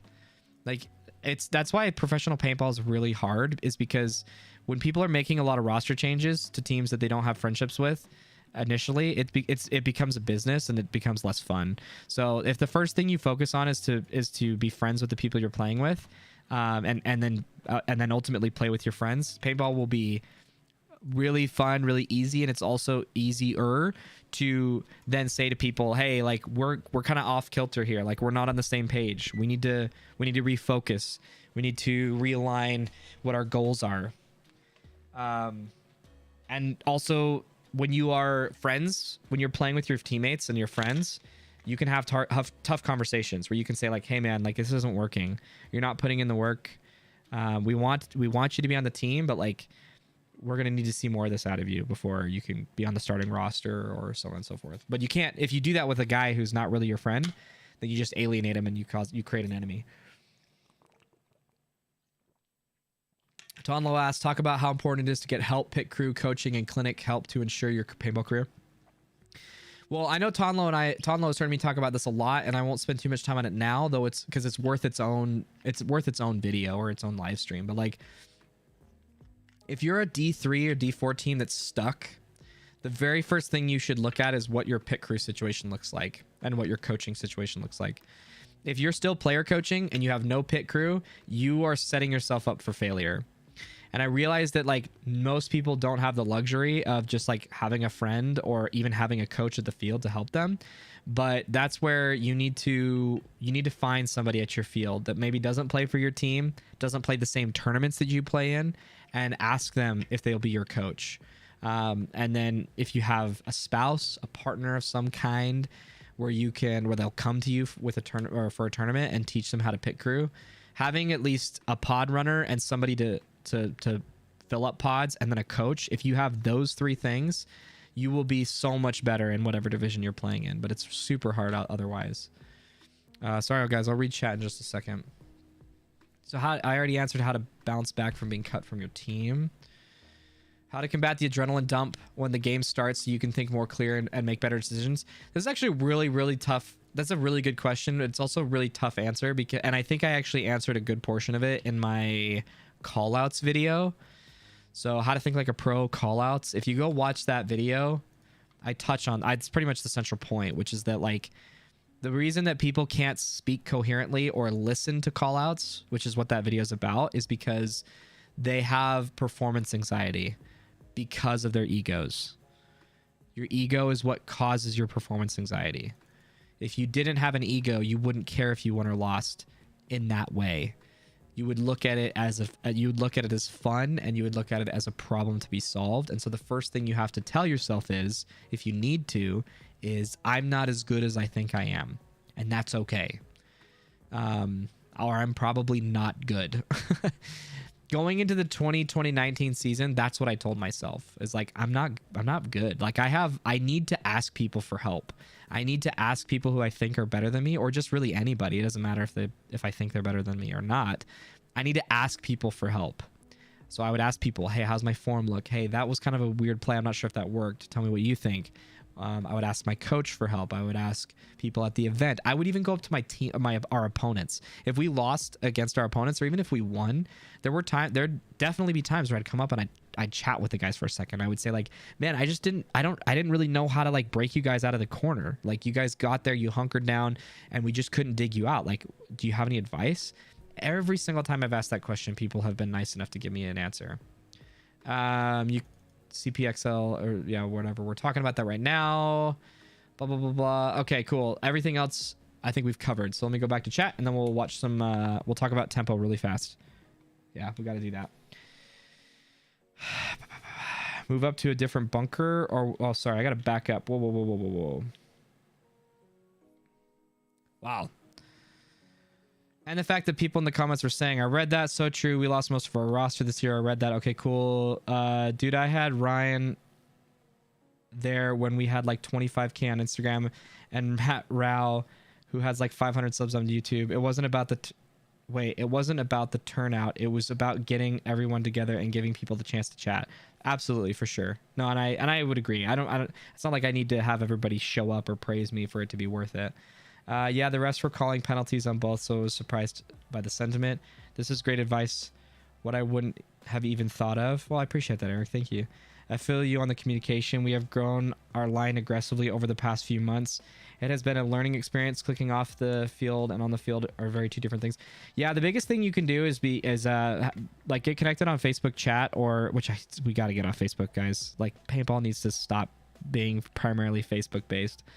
But get on a Discord server together. Obviously, you've got my Discord server you can use, but like you should communicate with your teammates on a weekly basis, not just before practice or whatever. New question, bro. In a situation where you're gunfighting an opponent and they have a referee sideline over... they have a referee slide over to them and paint check them. What's the best course of action?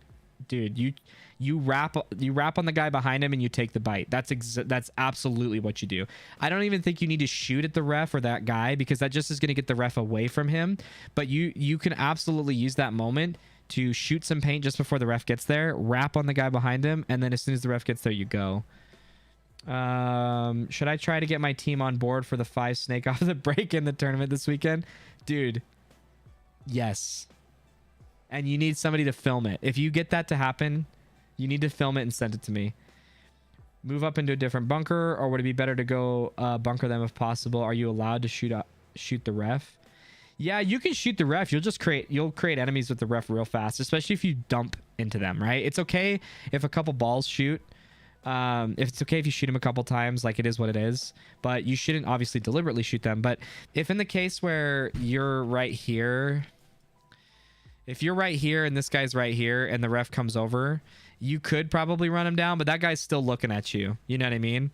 And in most cases, if that's the play, it's almost better to take this inside route, assuming you know wherever this dude is, and bunker him on this side. That's probably the best way you'd exploit that. But I generally don't think that like when somebody gets checked is the time to run them down.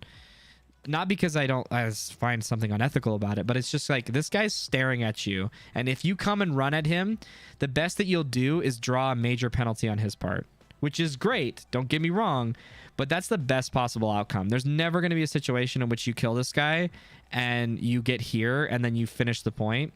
Like it just doesn't happen. Because this guy's going to shoot you every time. And certainly if you know that they got hit, that's the thing. If you shot at somebody and you know you hit him in the hopper, and so you know that that's going to be like a decent check, then you can definitely make that play. But if you just saw them get checked off and you weren't the one shooting, it's probably not safe to go run this dude down. But absolutely, if they get shot, it happens a lot in the snake. When you get in snake heads up battles and you think you clipped him in the loader, people will oftentimes just run that dude down while he's getting checked. It's just like the easiest way to get him out of there. Get him out of there. Okay, keep reading and then we'll go tempo. Sorry. Gonna give it a go. See what the group chat says. I'll keep you updated. I'll have my GoPro on me waiting for them to respond, and I think Yosh said he's got some clips and photos. Sick. Wait, are you playing out of Texas? Is that where you're playing? PB Fit. All right. I don't have a huge like dissertation on tempo shifting. It's just important to know mentally. Okay. So here. What is tempo shifting and why do we do it and how do we do it? Okay. I guess those are the questions we'll try to answer very quickly. Okay. I talk a bit about this when I create breakouts and when I talk about Paintball IQ generally, but The easiest thing you can, or the best mentality you can have to understanding how to tempo shift and when to tempo shift is to understand, is to make sure that you're thinking about, how can I rephrase this? Apply purpose to your gameplay. Okay. So you should ask the question why every single time. Okay. In a 5v5 situation, sorry, I don't mean to keep shifting. In a 5v5 situation, why, if the breakout is this and this and this and this and this, why do I go from the Dorito 1 to the Dorito 2? I'm not going to wait for you guys to answer all these questions, but like, why do I make that move? Well, because in this circumstance, this forward progress, presumably, is going to lead to our victory in the end, right? At the end of the day, it's going to lead to our victory.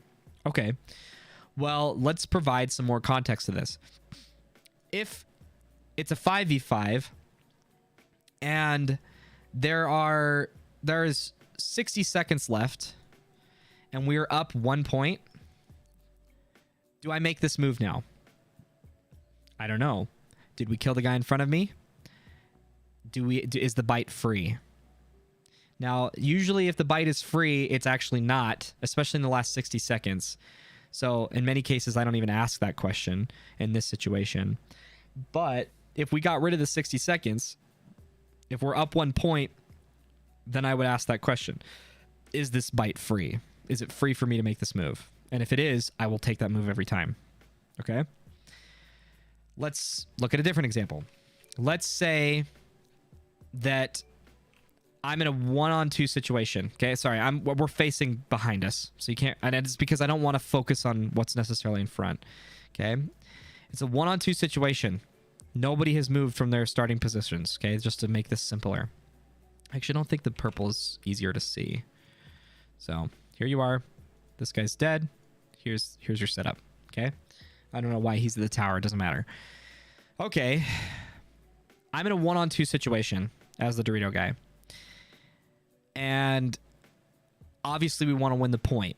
But again, let's add some context to this, okay?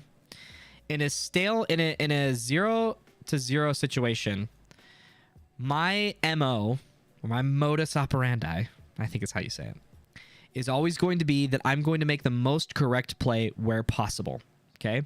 In an even point, plenty of time situation, I'm always going to take the bite when I have reasonably and safely put my mirror in and wrapped, checked off the guy behind him.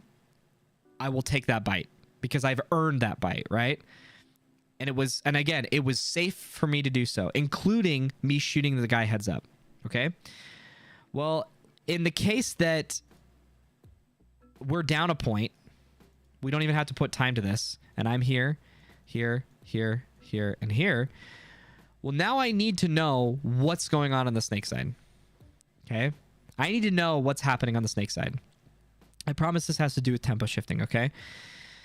Because if we're 5 alive, if it's 5-on-5, the tempo that I'm playing at is aggressive. I'm playing an aggressive tempo. But I'm not. We're gonna, maybe what we should categorize, maybe this would make more sense. We're gonna say that there's a hyper aggressive, there's an aggressive, and then there's a passive and a hyper passive. There's no in between here, guys. Okay, you cannot play neutral paintball. It does not exist. If you play neutral paintball, all you're really doing is giving your opponents opportunities to push at you and to take bites, and you're not. And in that case, that's probably a passive play style, and then you do that for a reason, okay? But we're gonna say that you're playing this right now. You're playing aggressive, okay? Which means that I will challenge the people in front of me with a reasonable amount of effort, right? Which what that means is I challenge somebody 2 to maybe 3 times in a gunfight before I either take the bite because I won, or I don't take the bite because it's not safe. Okay, this is like standard operating procedure. 2 to 3 times is how much you should snap before you kind of chill and cool off for a second. Again, that's in the case where it's 0-0, plenty of time. I don't need to risk my body. Okay. Well, again, if we add more context to this, let's say it's 5 versus 3. 5 points to 3. We have 5, they have 3. We don't care what time it is. Okay. infinite amount of time. And it's a 1-on-4. Well, now what I'm going to do is I'm going to take the bites that are available to me that are kind of, I'm punishing mistakes. That's what I'm looking to do. I'm going to punish mistakes. I'm not going to play hyper aggressive. I'm still playing aggressive. I'm not playing hyper aggressive. Okay? But what that means is I can't just let these guys come to the Dorito 3 or the Dorito 50. I can't just like give that ground to them for free because I'm thinking, oh, I'm playing a 1v2. Like it's okay if they make it to the 50 because that's essentially me giving them the point as the front Dorito guy. Okay. But what I am going to do is as soon as we've talked about this before, but as soon as the front Dorito guy, so if we go back here, okay, let's say it's a 1v2 where they're here and here and I'm over here. If I'm reasonably challenging this guy 2 to 3 times and then taking a break, maybe for 2 to 3 seconds and then challenging again, or maybe 5 seconds, but I'm still trying to get intel for my teammates. I don't usually wait 5 seconds, but if I see this guy make this move or hear this move, the first thing I'm going to do is look to match it. Okay? It's not hyper aggressive, it's aggressive. I'm going to look to wrap, shoot this guy, and make the move. If I can, I will make it. If I can't, I will play safe. I'll chill. I'll prioritize my life. Okay? Well, what happens if the opposite is true in a 3 to 5 situation? Infinite amount of time. Okay?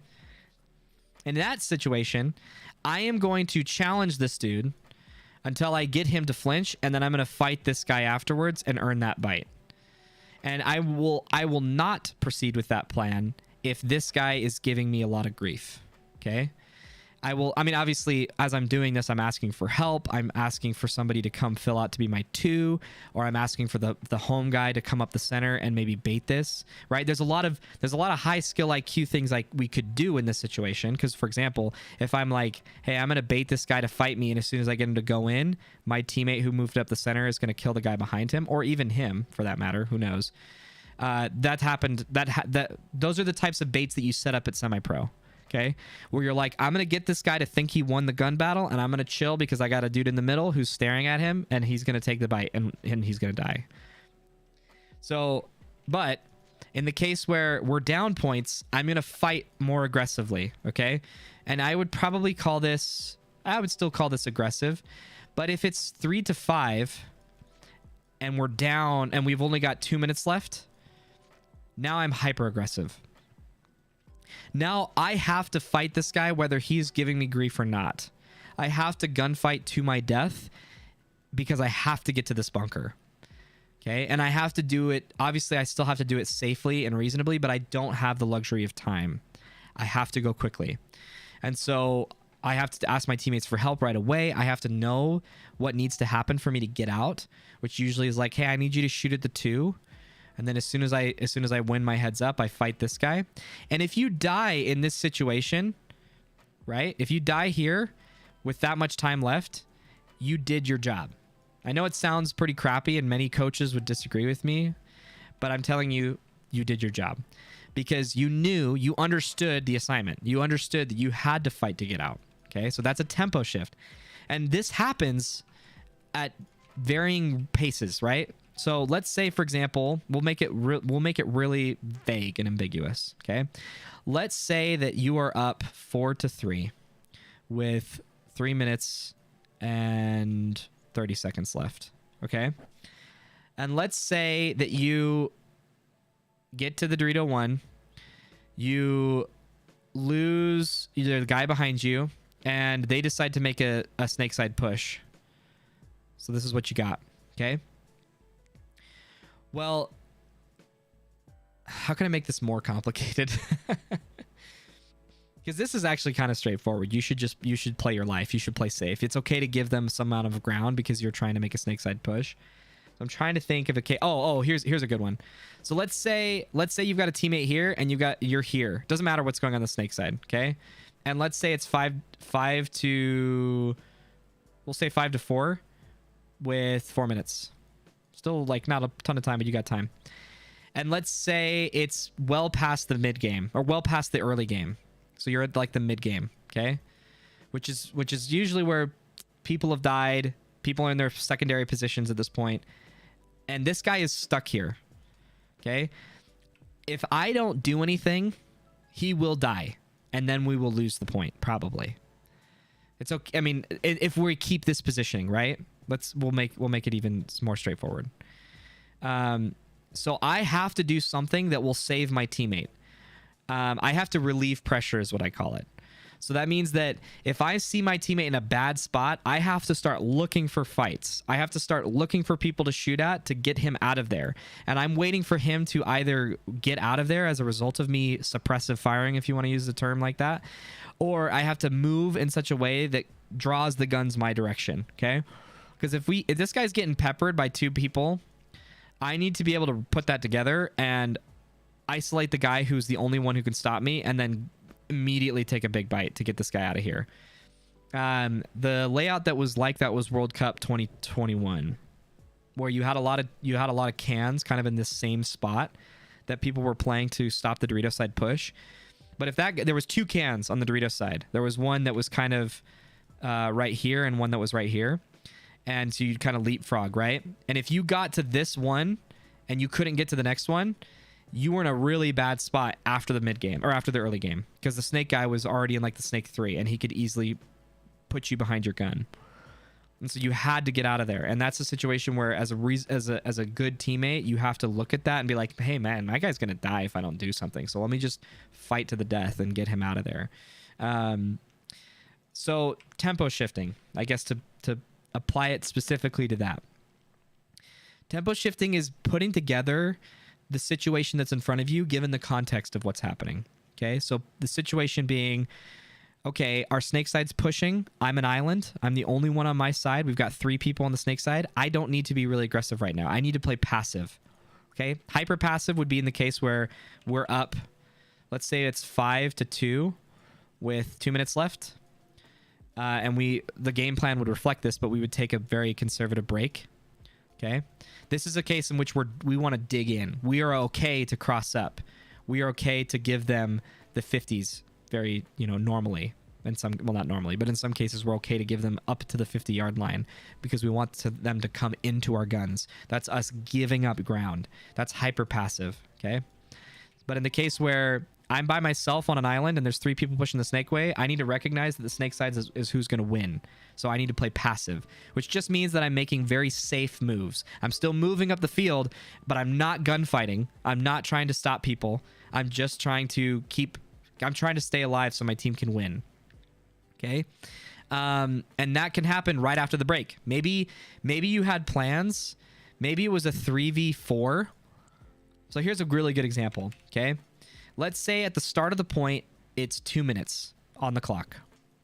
Okay? It is a 4v5, and I'm the island.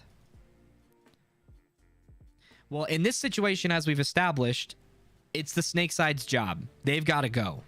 Okay? Especially with only 2 minutes left.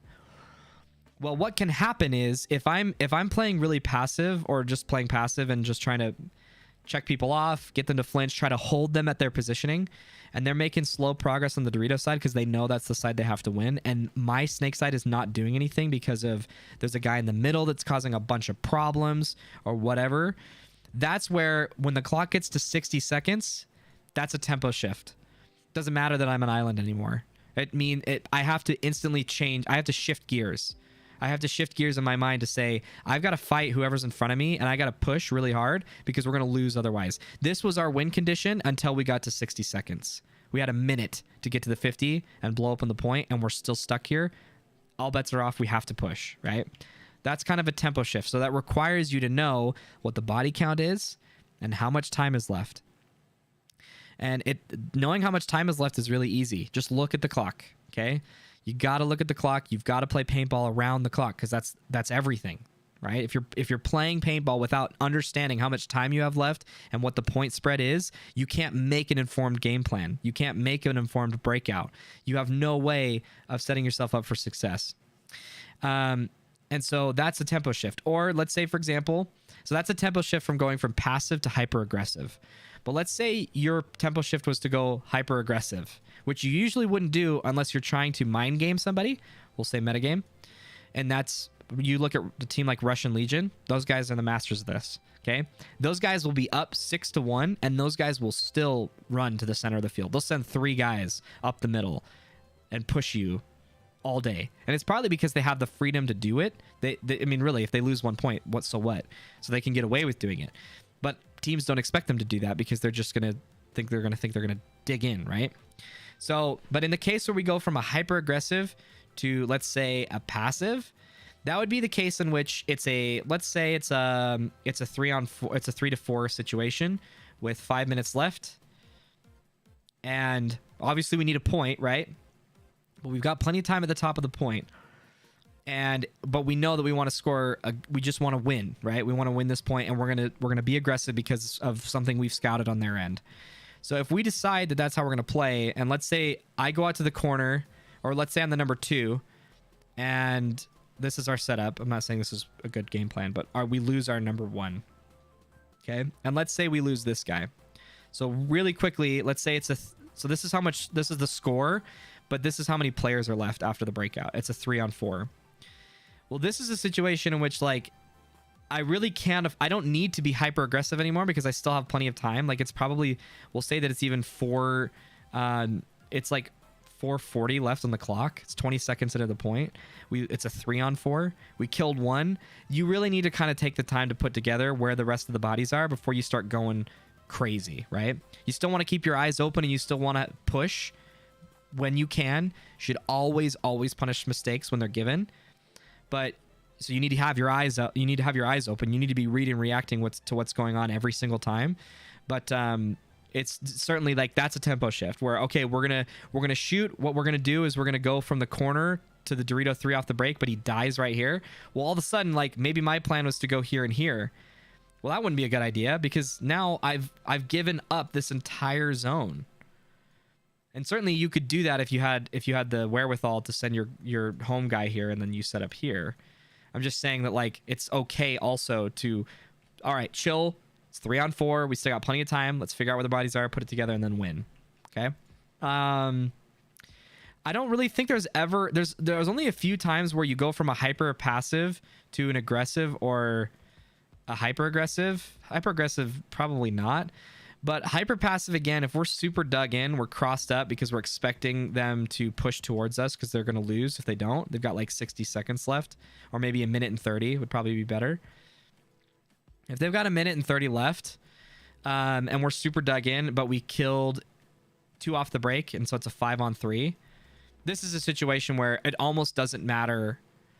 I guess that's not true. It does matter how much time is left or how many points you have. But, like, this is a situation which you're probably just going to shift. You're going to stop crossing up. You're going to run down the field, and you're going to close out the point. Right? That's shifting momentum. So I guess what that is all to say. So we've talked a bit about the mental game already. We've talked now about tempo shifting, but what that really is to say is that the way that you tempo shift is obtain information. Obtain as much information as you can and think to yourself, what is the correct play here? This should be an exercise you do well before you play a point. You should be able to create those scenarios where you say to yourself, okay, I'm not going to do this again, but okay, it's a 4-on-5 and there's this many points in the series. And this is how much time is left. What do I do? And this is where the bodies are. Like, you should be able to answer that question. And you can run through this exercise all the time. If you guys want, you're welcome to ask me those questions. You don't have to tell me the layout specifically unless you want to. But if you tell me, like, hey, this is the scenario, what would be the play here? I can guarantee, I can tell you what you should do. Now, obviously, it's paintball. Things happen. Sometimes it doesn't always work. But at least to understand what the correct thing to do is, that's a really helpful place to start. And then as you get higher up the divisions, you have to understand that everybody knows that. Everybody knows that that's what the correct play is. And so now you're playing a mind game where, let's say just real quick, you blow out the snake side. You know that the snake side push is what needs to happen. But there's going to be a guy that's setting up the trap for it. That's their only way of surviving. Is it's a 3-on-2 in your favor, and you know that they don't have a snake side, and there's just one dude playing an island here. Well, they're gonna try and bait you to make that snake side push to turn it into a 2v2 with probably better positioning, right? Because then you'd be here probably. Anyway, okay. Let me read what you guys said, and then we'll watch clips. Oh, you guys can't see that. It doesn't matter. What I just drew does not matter. It doesn't matter.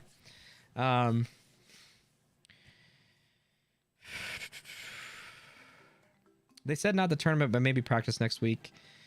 Just a triple snake, haha.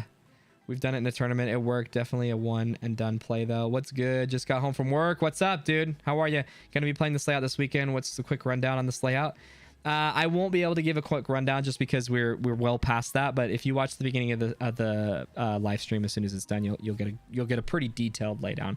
The long and short of it is, I think that both sides are pretty strong. It looks like a pretty standard layout. It looks like the middle has a lot of opportunities, but the channel for the number 2s on either side is not great. So you're just gonna. It seems like you're gonna want to play on the outside of the field majority of the time, with like obviously some sort of push up the middle to support that. Okay. I think that's it, guys. Let's just watch. Let's see if we can watch a clip or two real quick. I'm not sure that this is gonna work.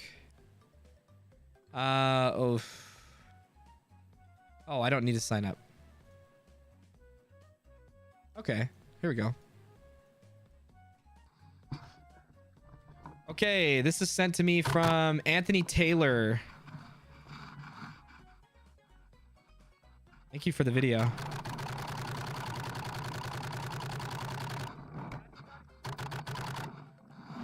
Wait, is this the layout? No.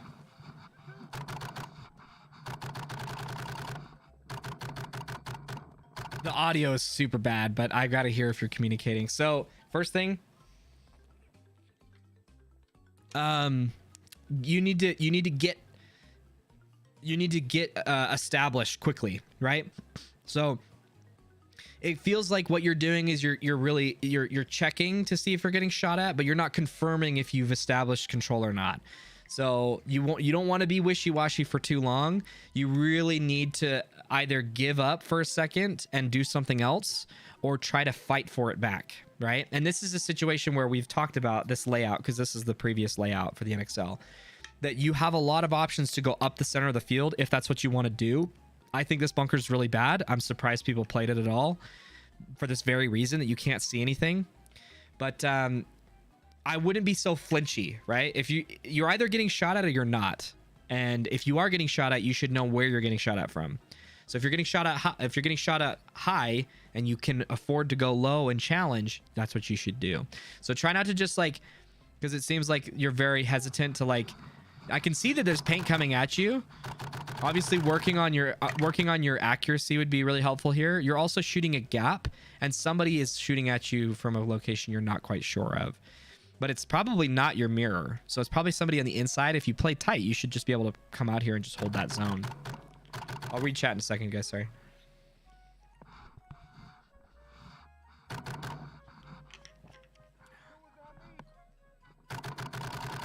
There we go. Establish control. So here's what I'm talking about, guys. We're probably 30 seconds into this point. When I say first 5 to 10 seconds, that's the window that you should be looking to make your secondary move, okay? Obviously, he's playing the number 2, so it's a bit different, but your game plan should be focused around getting up the field in the first 5 to 10 seconds of the point, okay? It's because there's a lot of opportunity in that time frame. There's a ton of opportunity. People are on the move. They don't have established lanes. A lot of times the middle push has not happened yet, unless it happened right off the break. But this late in the game, 30 seconds in, this is a really, really risky move to be making, running and gunning. This is an insanely risky move. He may have checked off the middle, but like, holy. I heard somebody say I'm hit.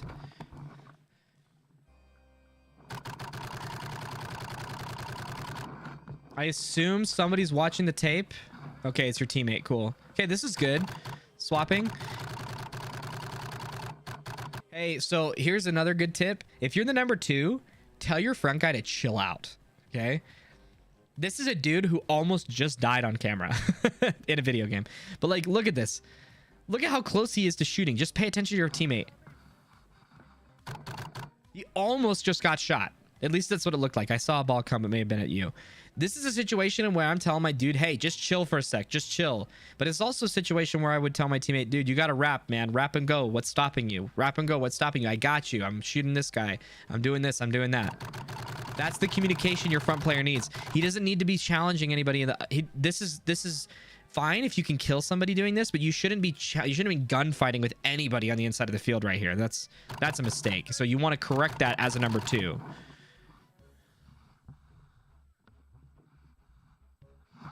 Not sure what happened there, but I've talked about this before. Don't pull yourself out of the game.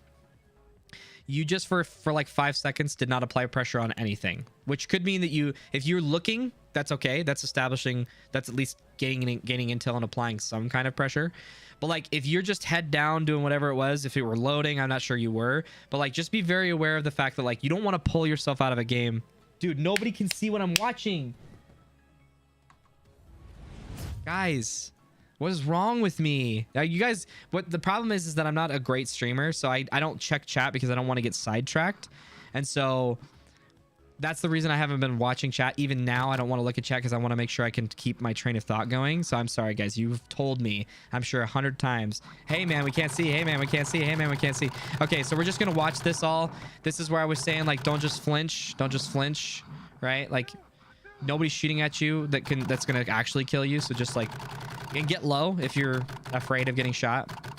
Get low, go high, get low kind of thing. Look on the inside, see who's shooting at you. You are getting shot cross field right now.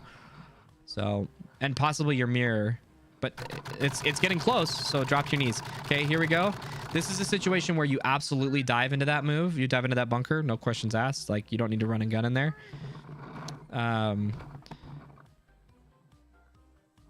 This is not a bad idea. I love the thought behind that. Just put pressure out on the inside and then establish control. But this guy almost just got shot. This is my whole rant about like you need to tell your teammate like, hey dude, chill out, like don't die, just relax, like I've got you.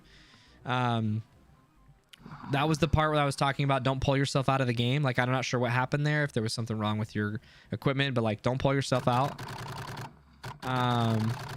That's too high of a shot probably to hit anything, but that's okay. This is where stuff gets kind of awkward as the number 2. Okay, you can see very clearly that like you guys are looking the same way and you have a wider angle than he does, but if he looks on the inside of the field, he's not making forward progress anymore. So this is a situation where this guy kind of needs to play a heads up 1v1 and you need to do something else, because if he's going to get run down, you don't want both of you to get run down. He'll at the very least trade with the guy if he's looking heads up. And you might be able to protect him in the case where he is going to get run down, but I don't know what the context of the point is. If it's just a regular point, nobody's thinking about it, or if this is a tournament or what. I assume it's just practice, but... Okay, cool. So you told him, hey, look at that. Great. Great. Call the god. I realize you probably couldn't see that Dorito guy because your camera can see it, but you probably can't. So, not bad. In these types of situations, this is where I tell myself, which may or may not be correct, but I still want to get out of this, right? This is kind of an awkward situation for you to be in with your front guy where he's at, because you can't really do anything about this middle section right now, and neither can he. But that middle section is what's going to stop your guy in front of you from doing something. And so if I saw that, I would think to myself like, well, where could I be that's going to fix that problem? Because where you're at now is probably not it. I like the pressure. You got shot at by the god. I'm not sure if he died, which is giving you the confidence to challenge that from the inside, but just be careful was all I'd say. Either your front guy died or he moved up. This is great. Right when you get to your bunker, you're shooting at somebody as a way to punish them for not checking you off, but also rewarding yourself for making that play. So that's great. You're calling out. That's good. You're asking for what else is going on. I mean, we're not going to hear that, but...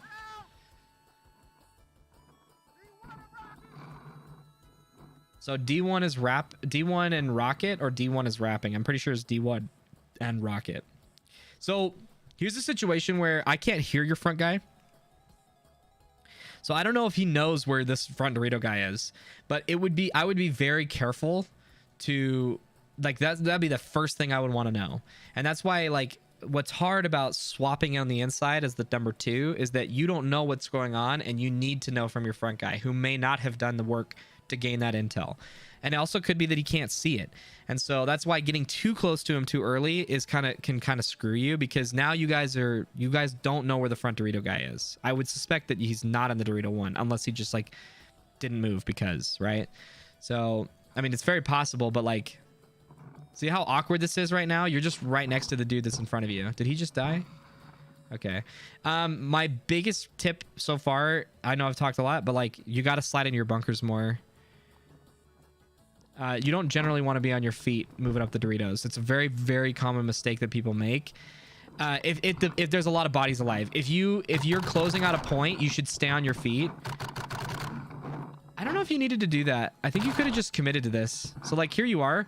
That guy can't see you. He's not looking at you. So I'm not sure who is threatening you. If there's a Dorito guy here that's shooting at you, so I'll let you take this criticism for what it is. This guy is not looking at you right now, so you should just commit to this kill. But instead, something causes you to flinch, or you decide to switch and then shoot him on the inside, which is okay, but that's only if somebody didn't actually shoot at you. This is great. So as soon as you see this, okay, first of all, you shot nothing. Take the bite on the outside. Take that bite. If you know that he's in the Dorito 1, go on the outside. As soon as you challenge and he's not there, you need to go. Like, you don't need to be here right now.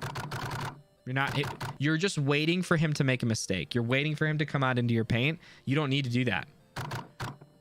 Stop shooting, stop shooting, stop shooting, stop shooting, stop shooting, stop shooting, stop. You are telegraphing to him that you haven't moved yet. Whereas if you take that bite right away, as soon as he's not there and he's flinched, or if you saw him flinch, you take that bite, you're going to surprise that guy every time. Looks like you won the point. Okay, we got one more here. Cool. One more and then I'll read chat. Sorry, guys. Trying to get through this quickly because I am out of time. Out of time.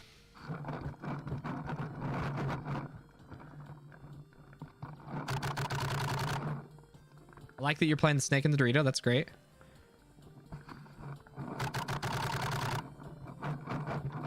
It's always really hard to critique snake gameplay because so much of what you do as a snake player does not involve shooting.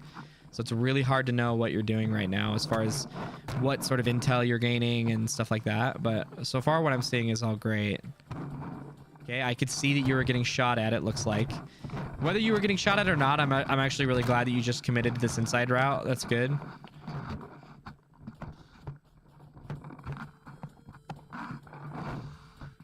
I don't hear anybody shooting at you, so I do think it's a good thing. So I don't know if you actually head checked, but I actually really like that you head checked with your gun. I think that's a thing that is there's a trapping that happens in lower divisions where people always head check as a snake player before they check with their gun, and there's so many missed opportunities when you do that. So assuming you didn't head check before, that was really good. You're getting shot at, so you decide not to go there. I don't think there's anybody who can stop you. Unless he's in this wedge, actually. That's not true. If he's in the wedge, he'll kill you. So that would be the first thing I would want to know. So you don't have to be the slimmest possible in this inside angle. You just need to know where people are right now. So if you come out and you don't see anybody, you need to come up over the top or wrap harder and just gain information right now. Because I don't know if you know where anybody's at. I'm not hearing anybody. I'm not hearing you call out anything. Which I'm assuming is because you don't know where people are. It could be like a 3v3. Great. Commit. Go. Under. Yeah, not too high. Don't go too high. This is perfect. But don't go too high. Great. Don't stay too committed. Good. You're on the outside now, protecting yourself. So, yeah, here's the thing, guys. Snake player. I'm not saying you're a snake player, but it happens so often, man. People do not stand up over the top of their bunkers, okay? Remember how I talked about 2 weeks ago, I think it was, where I said, like, as a front player, you need to have this instinctive danger feel within you that tells you I'm about to get run down. In a low body situation, it's very common for that to happen. So, like, if you shoot on the inside for a while, like, let's say for as long as that guy did to kill the Dorito, the very first thing you should think of is somebody's coming to run me down. Especially if you don't have any help behind you. If you don't have any help behind you and you stay committed on an inside lane for 10 seconds, you need to head check over the top. Don't wrap. Stop wrapping. That's where they're looking. They're assuming you're going to be there. If you use that little nipple on the wings to block out somebody, you will be surprised at how many non-traded kills you get doing that. Just challenging here. Happens all the time, man. Chad George, if you want to know somebody who does that all the time, Chad George is your guy. He's the one that masters this, or has mastered that. So just be aware. Okay, thank you so much, Anthony Taylor. I'm learning by watching my clips that I missed a few calls, and in a sense, if he is not, I need to at least talk to me to my front guy. At the end of the first video, we won that point, but we lost comms, and I was not sure if I was the last body, so I was still shooting. Second point, we all played different roles, and it was my turn to the snake. I for sure need to work on my snake work. Yeah, I think you did a great job. So great job on the snake. All right, good day. Thank you for consideration. Sharing 2 videos. We lost match from 29. Let's see. Oh man, I actually really wish I gave more time to this. This is a pretty thorough write-up. I'll watch the first one, and then I'll watch the second one next time, because this is actually really interesting. Here's a video of us versus opposing team in a local 7-man tournament, paintball tournament called the Malaysia Super 7. Riot Crew left of screen versus that team. Sorry, Laksamana, pronounced Laksamana. Yeah, okay. Right of screen. Watch from 2909 to 3117. 2909 to 3117. This is great footage. Wow.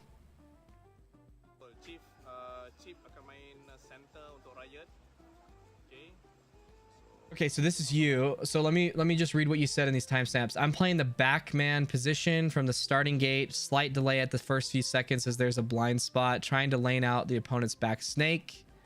Thereafter, head to the temple. Okay. When my teammate went into the snake, I was playing crossfield instead of laning the tape side. Hence, the opponent of the 50s went to the bunker, our snake guy, and took out the 50 players from back there after he got friendly fire of his own teammate. My teammate snake player on the back snake tells me I'm at the temple god to shoot the tape as he moves up the snake. As our snake player goes to snake 2, I switch bunkers from the temple to the back snake. Opponent sees the opportunity to bunker our snake 50. Question, what could I have done better? Felt if I didn't cross up at that point, he wouldn't have been able to do that move. In hindsight, kudos to the opponent for teaching me this hard lesson, so this will improve me in the future. Awesome, good perspective. So I assume you said you're the back guy, so you're this dude. No, that's not you, is it? Maybe it is. We'll find out. Oh, you're this guy, I believe. It's important for me to make sure I know who's who. I'll see it when stuff starts to happen.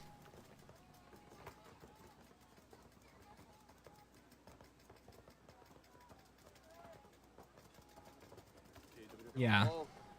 Straight out the middle. I'm not going to critique anything about your team. Doesn't matter.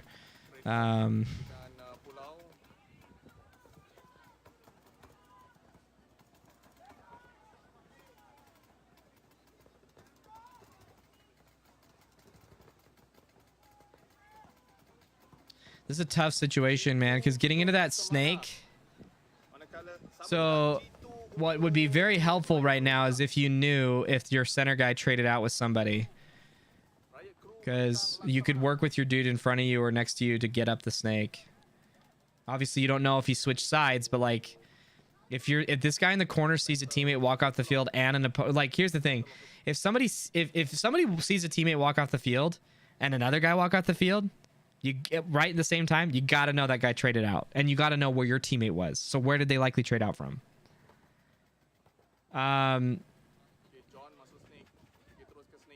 I assume this is you. I'm still assuming this is you, but I'm not sure yet. Okay, so here it is. Yeah, so here's the moment. Yeah, super big mistake there, which you recognize it, you call it out. The reason it's probably an even bigger mistake than you realize, only because this is a situation where you should know if the teammate's giving you bad intel or telling you to do something that's not correct. You need to know that and then override it, right? In a situation like this, I don't care what my teammate's telling me. If I got a guy in the snake and I'm behind him, I'm watching my teammate. I don't care how much I will wrap this bunker to shoot whoever it is they're wanting me to shoot before giving that up and looking on the inside of the field. And also, I don't know, this is also a mistake on this guy's part. Obviously, you should look over him, but he saw this dude. He saw this guy. I'm not saying he should have shot him here. You need to have your gun up. I don't care. And you need to be diving into your bunkers more. But like right here. Right here. He sees this guy. And obviously he's just panicked and trying to get in. But like this guy isn't saying a word. He's not shouting to his teammate, poison, poison, poison, or whatever the word is. And then he's not worrying about getting run down. Like he's not getting shot at. So this dude's doing something. The one-hander, dude. Yeah, I mean, wow, what a move. What a huge move.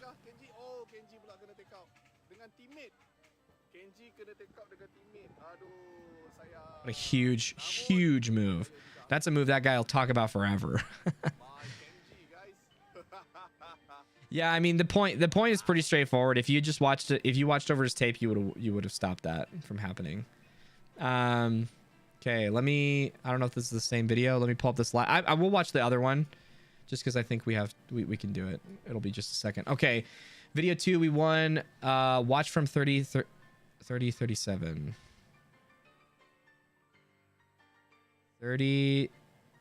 37. Okay. Here's a video of us versus opposing team in a local. Read that. Right crew.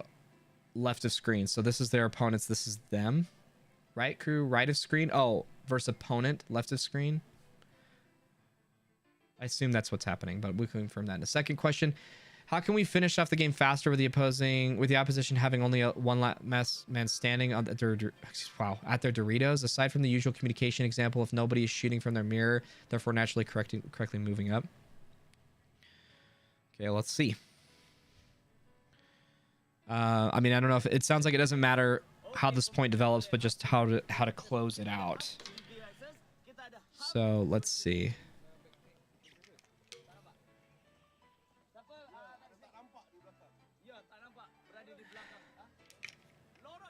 This is just a tease.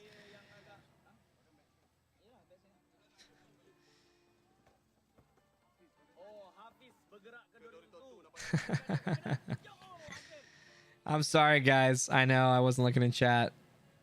Yeah, I know. Can you check out, give thoughts on the CEPL World War paint layout? If you join the Discord server, and ask me about it I'm looking at the RMPL layout next week, next Thursday, but depending on when the layout is or when the tournament is, I can try to watch that, but we're not doing it tonight. I gotta end. I'm 13 minutes past, so I gotta end this in just a second. So I'm just waiting for this point to get to the end game because it sounds like that's where the problem is. I mean, my first thing is like, I don't know what I'm watching. Like, I'm not watching paintball because I'm watching people who look like they're playing in the woods running at each other. There's such little discipline in what I'm watching that it's insane. So my first criticism to both of these teams is you gotta take small bites. You gotta learn to take small bites and to dive into your bunkers. I see that there's like a bunch of mud here that nobody wants to get their gear in, but like the fact that we have people running up the middle with their guns down and then just getting shot out and throwing their bodies away is like unacceptable. That's I couldn't even give you an equivalent in another sport. It would be like playing tennis and not even bothering to swing your racket to hit the ball. Like, it's bad. So that would be my first thing.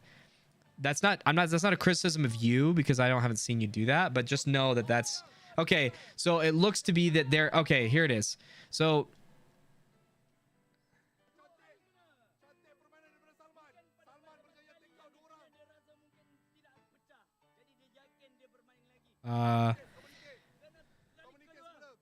okay, so there's one guy here at their Doritos. It looks like he's on the snake side, so I assume that this is the last guy standing. I mean, the fact of the matter is, you guys, if you don't so the first thing to solve this is you got to call kills. You got to say kill 1, kill 2, kill 3. You got to have that down. You got to call your kills. And it's also that like it appears that people just are not controlling what it is that they're looking at when they get those kills, right? This dude just got a kill out of the Dorito side and he knows it, but he gave it up to turn around and like look somewhere else. So it's like, if I'm the middle guy here, first of all, I need to know if my snake side's safe. So I'm talking to my teammates, saying where they're at and be like, hey dude, like push up the field. But it's also one of those where like, as soon as I kill the guy and the Doritos, he's probably the widest guy, and I'm going to keep locking off the field after that. So this guy's making a mistake right here. This guy keeps running with his gun down and it's driving me absolutely insane. Finally, he dives in. But like, if you're not getting shot at, you need to look to see where they're at and push. You should be very easy to put together that this is the only bunker that's moving. And this guy is, I don't know if I don't know who he's shooting at, if he's shooting at anybody or not. Loading with your gun down is really bad. Like, put your gun up, shoot, move, do something. This guy, so here's the other thing. This guy seems to know what's going on. I don't know if this dude can see him because it seems to be blinded by this can. But if I saw my middle guy make some kind of crazy shift out like that, I'm gonna get eyes on what he's doing, because I want to see what he sees. So if he's rapping this hard right now, that means that there's nothing in the snake corner where this dude's insane. Right? So I'm gonna follow up behind him. If I see my teammates here in the snake corner and I see my dudes here, I might come out to the corner and punish that. I mean, it depends, right? In this case, you'd probably want to flip the Dorito side, but you don't know if there's nobody on the Dorito side, right? So you're making a snake side push right now. It looks like point conceded. What is happening? Is this guy done playing? He's not reffing.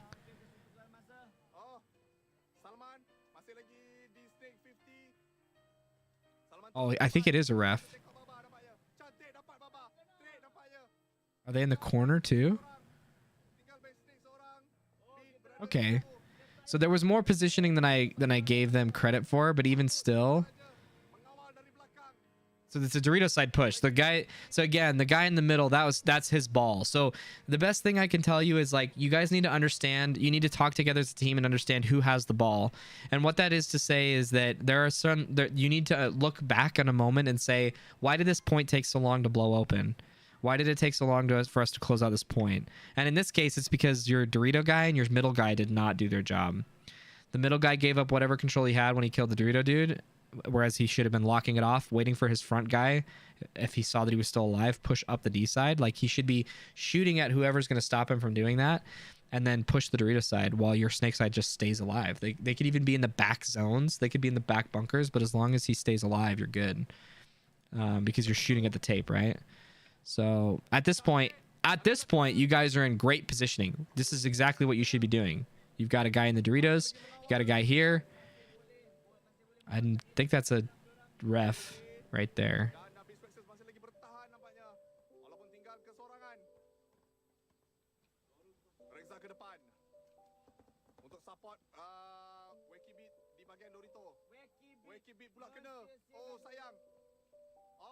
Of all the people to, oh my gosh, is this a draw?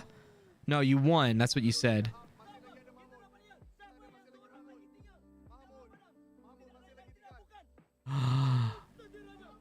Oh my gosh.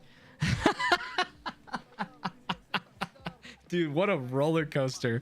Are you kidding me? This guy decides to just chill back and watch the game develop and gets him with the bamboozle. Wow. I mean, when you're walking down the field like that, like, look at this. The fact that this guy back here is not shooting at anything or he's just not playing the game right now. That's totally unacceptable. But the fact that, like,